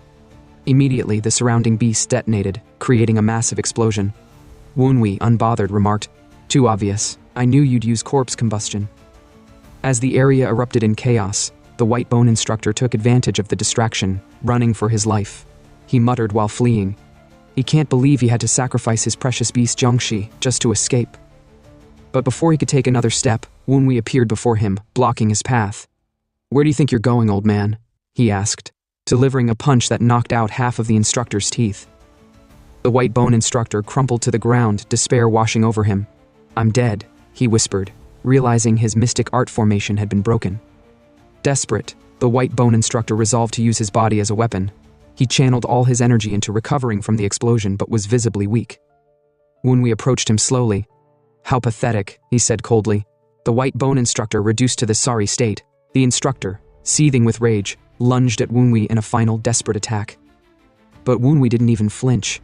"Even after all this is all you can muster," he scoffed. With one swift move, Woonwee grabbed the instructor and delivered a kick so powerful it fractured several ribs. The white bone instructor, humiliated and defeated, yelled that he surrender. He said he will tell Woonwee everything, so he should please spare his life. But Woonwee, devoid of mercy, sneered. Why would he spare him when he can bind him forever with the solitary chains? Upon seeing imminent death, the white bone said to himself that he can't die like this. As Woonwee prepared to deliver the final blow, a blinding white light enveloped him. In an instant, he was transported to a void world. Realizing what had happened, Woonwee muttered, "So, you were hiding something like this? A soul-restraining art? Impressive." The spirit elders, observing the surrounding, warned Woonwee, "This is an advanced mystic art, far beyond the usual capabilities of the Black Bone Ghost Valley. Be cautious." Woonwee agreed with the assessment. It was far too advanced for the old white bone instructor to handle. This realization confirmed his suspicion. White Bone undoubtedly had ties to the society. Suddenly, the voice of the white bone instructor echoed across the void world. It was cold and menacing as it declared that Woonwee was now trapped in the prison of his own soul. The instructor revealed that the spell binding him had been cast at the cost of his own life, sealing both of them within. The instructor's tone grew harsher as he berated Woonwee. He asked why did Woonwee force him to make such a desperate move. Woonwee, undeterred, retorted, "This wouldn't have happened if you had a backup plan for when the demonic sorcery array was broken. This is all on you." White Bone yelled at him to shut up, his rage spilling over. The spirit elders intervened, their voices filled with concern. They advised Woonwee to focus on finding a solution instead of aggravating White Bone further. But the White Bone wouldn't be calmed. He said he'll drown his soul with Woonwee's own. He will steal everything Woonwee have and make it his. Suddenly, the void shifted. An ocean began forming around Woonwee, its dark waters threatening to pull him under. The spirit elders exclaimed in alarm, "The ground has disappeared." One of them cried. The Death Warrior, ranked number 13 among them, observed grimly, "This is no illusion, the ocean is real." Woonwee's thoughts raced. If this is true, then the gate of death in this mystic art is drowning. If he drowns, he die. But the gate of life, he hesitated, realization dawning on him. The gate of life is killing himself. Without warning, Woonwee raised his hand, mystic energy surging through it, and drove it into his own chest. The spirit elders yelled in horror. "What are you doing? Why are you trying to kill yourself?" Blood spilled from Woonwee's mouth as he replied with eerie calm, "This is the gate of life, not death. Death by anything other than drowning breaks the spell. Isn't that right, old man?" With those words, Woonwee located Whitebone's presence, grabbed his face, and smirked. Whitebone screamed in fury, "Damn you, demon cult heir!" Elsewhere, the sky was as clear as my exam sheet, but down there was chaos. Master Tagon faced off against the Death Warriors. Despite their relentless attacks, he kept them at bay with his whip, a weapon imbued with deadly precision. The Death Warriors struggled against him, their leader, the female Jiangshi, realizing they needed an opening to strike. "How can a human be this strong?" she muttered, frustration etched across her face. With a grin, Tagon taunted them. They were so proud earlier. What's with the long faces now? How long are they planning to drag this out? He launched another whip attack, but the female Jiangshi blocked it. Her voice was filled with determination as she yelled, "She's different from the others. She's a spirit Jiangshi, stronger than them." Tagon laughed. "Is that so? Then dodge this." He unleashed a devastating flurry of attacks, combining the 100 victory whip with the flowing flower technique, bombarding them from every side and sent them flying. The female Jiangshi, realizing they were losing, turned to her fallen swordsman and said, "She'll sacrifice all three of them to take Tagon's life." Without hesitation, the swordsmen activated their final forms, their auras darkening as they prepared to give up their lives. Tagon watched them, sensing their change. "What's wrong with them? They're acting strange," he muttered. With unearthly screams, the swordsmen leapt towards him. Despite Tagon cutting their bodies mid-air, they continued their assault, relentlessly closing in. They grabbed him, and for the first time, Tagon felt fear. "Bastards!" he cursed, realizing too late that they were merely decoys. The female Jiangshi used the distraction to get close, her blade aimed at his head. But before she could strike, a sword flashed through the air, severing her arm in an instant. The blade landed with a clang, its anti-demonic energy pulsing. The female Jiangshi gasped in pain and fear. "Someone from the Kunsheng sect," she muttered, her eyes darting around. Then she spotted her. It was Kyujin. Kyujin stepped forward with worry, asking Master Tagon if he's all right. Tagon nodded. Yes, thanks to her, he's fine. Then, his demeanor shifted. His eyes blazed a fiery red as he grew serious, declaring his intent to slay their enemies once and for all. Upon witnessing the change in Tagon's eyes, the female Jiangshi realized death was inevitable. She gazed at the sky and muttered, "Master, I did my best." Before another thought could form, Tagon struck her down, ending her existence in an instant. Kyujin ran to him breathless and asked, "Did he get all of them?" Tagon replied, "Yes, every one of them has been taken care of." But then his gaze fixed on her, his tone sharpened. "Why are you here, Kyujin?" He didn't expect her to join this fight. Kyujin, who had come because of her mother, avoided revealing the truth. Instead, she changed the subject. More importantly, shouldn't they help Woonwee? Master Tagon sighed, recounting Woonwee's words. Woonwee claimed he would defeat the White Bone instructor alone. He looked confident when he said it. So Tagon trusts Woonwee will be fine. Meanwhile, in the fierce battle between our MC and the White Bone instructor, the latter roared in frustration, "You're insane, Woonwee. You tore out your own heart just to kill yourself? Do you think you have multiple lives?" Woonwee responded, "This is the gate of life. Only by killing himself can he escape the void world." The White Bone instructor, bewildered, shouted, "Even so, how could he gamble with his life so recklessly? He's truly the devil incarnate." Woonwee advanced, ready to crush the White Bone instructor's soul. Just as he was about to strike, a blinding light enveloped him, transporting him to another void world. Woonwee, momentarily stunned, observed his new surroundings, a dense jungle teeming with poisonous creatures. The White Bone instructor sneered, "Welcome to my jungle. Here venomous beasts roam freely.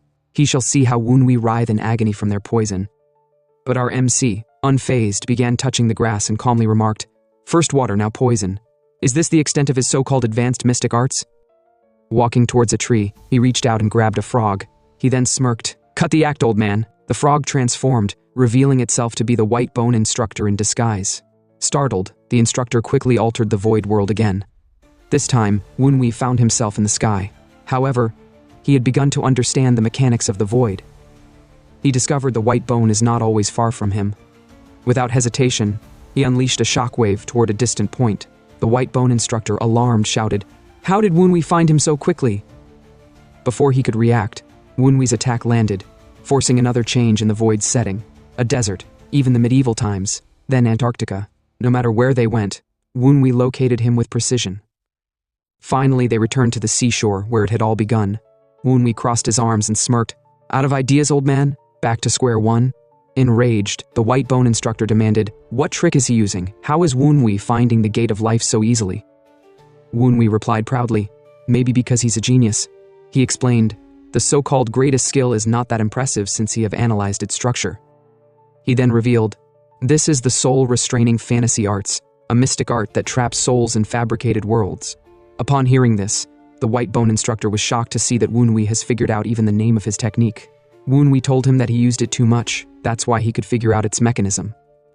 Woonwee lectured the White Bone, telling him that the mystic arts becomes more critical the less the opponent knows about it. Slamming his hand to the ground, Woonwee declared, "A mystic art, once understood, loses its power." The void world began to shatter as the White Bone instructor screamed in disbelief, "Impossible! He sacrificed his life for this art." "How?" As the void crumbled, they got to the physical world, and Woonwee grabbed the White Bone instructor by the neck. Woonwee said he has learnt an interesting skill thanks the old man.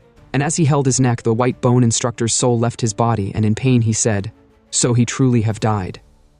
Woonwee asked, "Isn't he pleased to see him, even upon death?" The White Bone yelled and said that if Woonwee could tell him how to reincarnate, he will tell Woonwee all he knows. Our MC grabbed his head and smashed it to the ground. In anger, Woonwee was like, "You dare bargain because I'm acting nice?" Now with a serious tone when we said he will be the one asking the questions, and the White Bone instructor will be the one answering. "Got it?" The White Bone replied, "I understand." Sitting down, Woonwee interrogated the White Bone instructor's ghost. 6 years ago, after he died at the Celestial Heaven Peak, what happened within the Heavenly Demon sect? Woonwee said he should spill the everything. Leave nothing out. The White Bone instructor recounted the chaos.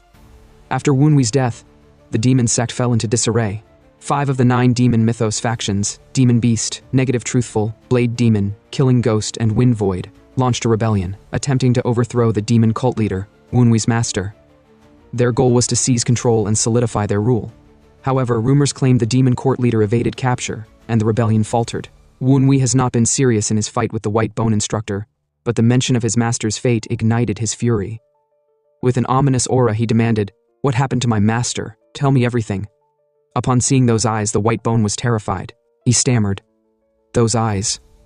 Are they really something a human can have?" "Definitely, it's only an evil bastard like Wunwi who can possess such eyes. He rules over the dead despite being alive. He is called the Ghost King." While trembling, he then admitted that he can feel it now, ever since he became a wraith, this uncontrollable sense of fear. It's overwhelming. Despite his terror, he couldn't disobey Wunwi. The thought of total annihilation at Wunwi's hands forced him to comply. "I'll tell you everything I know," he yelled, desperation coating his voice. He was about to divulge information about the demon cult leader, when suddenly, the environment began to vibrate. Wunwi, alarmed, looked around and muttered, "Something is coming." A black essence began surrounding the White Bone instructor, enveloping him completely. The White Bone instructor's panic rose. Could this be what he thinks it is? The spirit elder shouted, warning Wunwi, "Something is definitely off." Wunwi quickly leaped back, avoiding the area where the black essence gathered. The White Bone instructor, now consumed by fear, screamed, "Wunwi, save me! I'll tell you everything, just please!" But his voice was cut off as a shadowy figure emerged from the swirling darkness, devouring the White Bone instructor's soul. Wunwi stood frozen, his mind racing. What kind of creature could consume a soul, he wondered aloud. The spirit elder advised him, "Keep your distance, that thing is dangerous." Wunwi speculated, "Is this a creature meant to keep secrets hidden about the society?" Suddenly, the entity began vibrating violently and dissolved into the ground, leaving behind a small, ominous hole. The White Bone instructor's soul. Gone. Wunwi muttered in disbelief. The spirit death warrior said that he'd heard of that monster from his former master. "It's called Desire." "Desire?" Wunwi questioned. "It's not a monster," the spirit warrior explained. "It's more like a phenomenon, an occurrence tied to one's deepest contracts and desires." Wunwi clenched his fists. So, the contracts the White Bone instructor had with Desire took precedence over his power as the Ghost King. The Death Warrior confirmed, "It appears so." Approaching the hole left by Desire, Wunwi muttered, "Such nonsense. He had so much he needed to know from the White Bone, and now he's gone."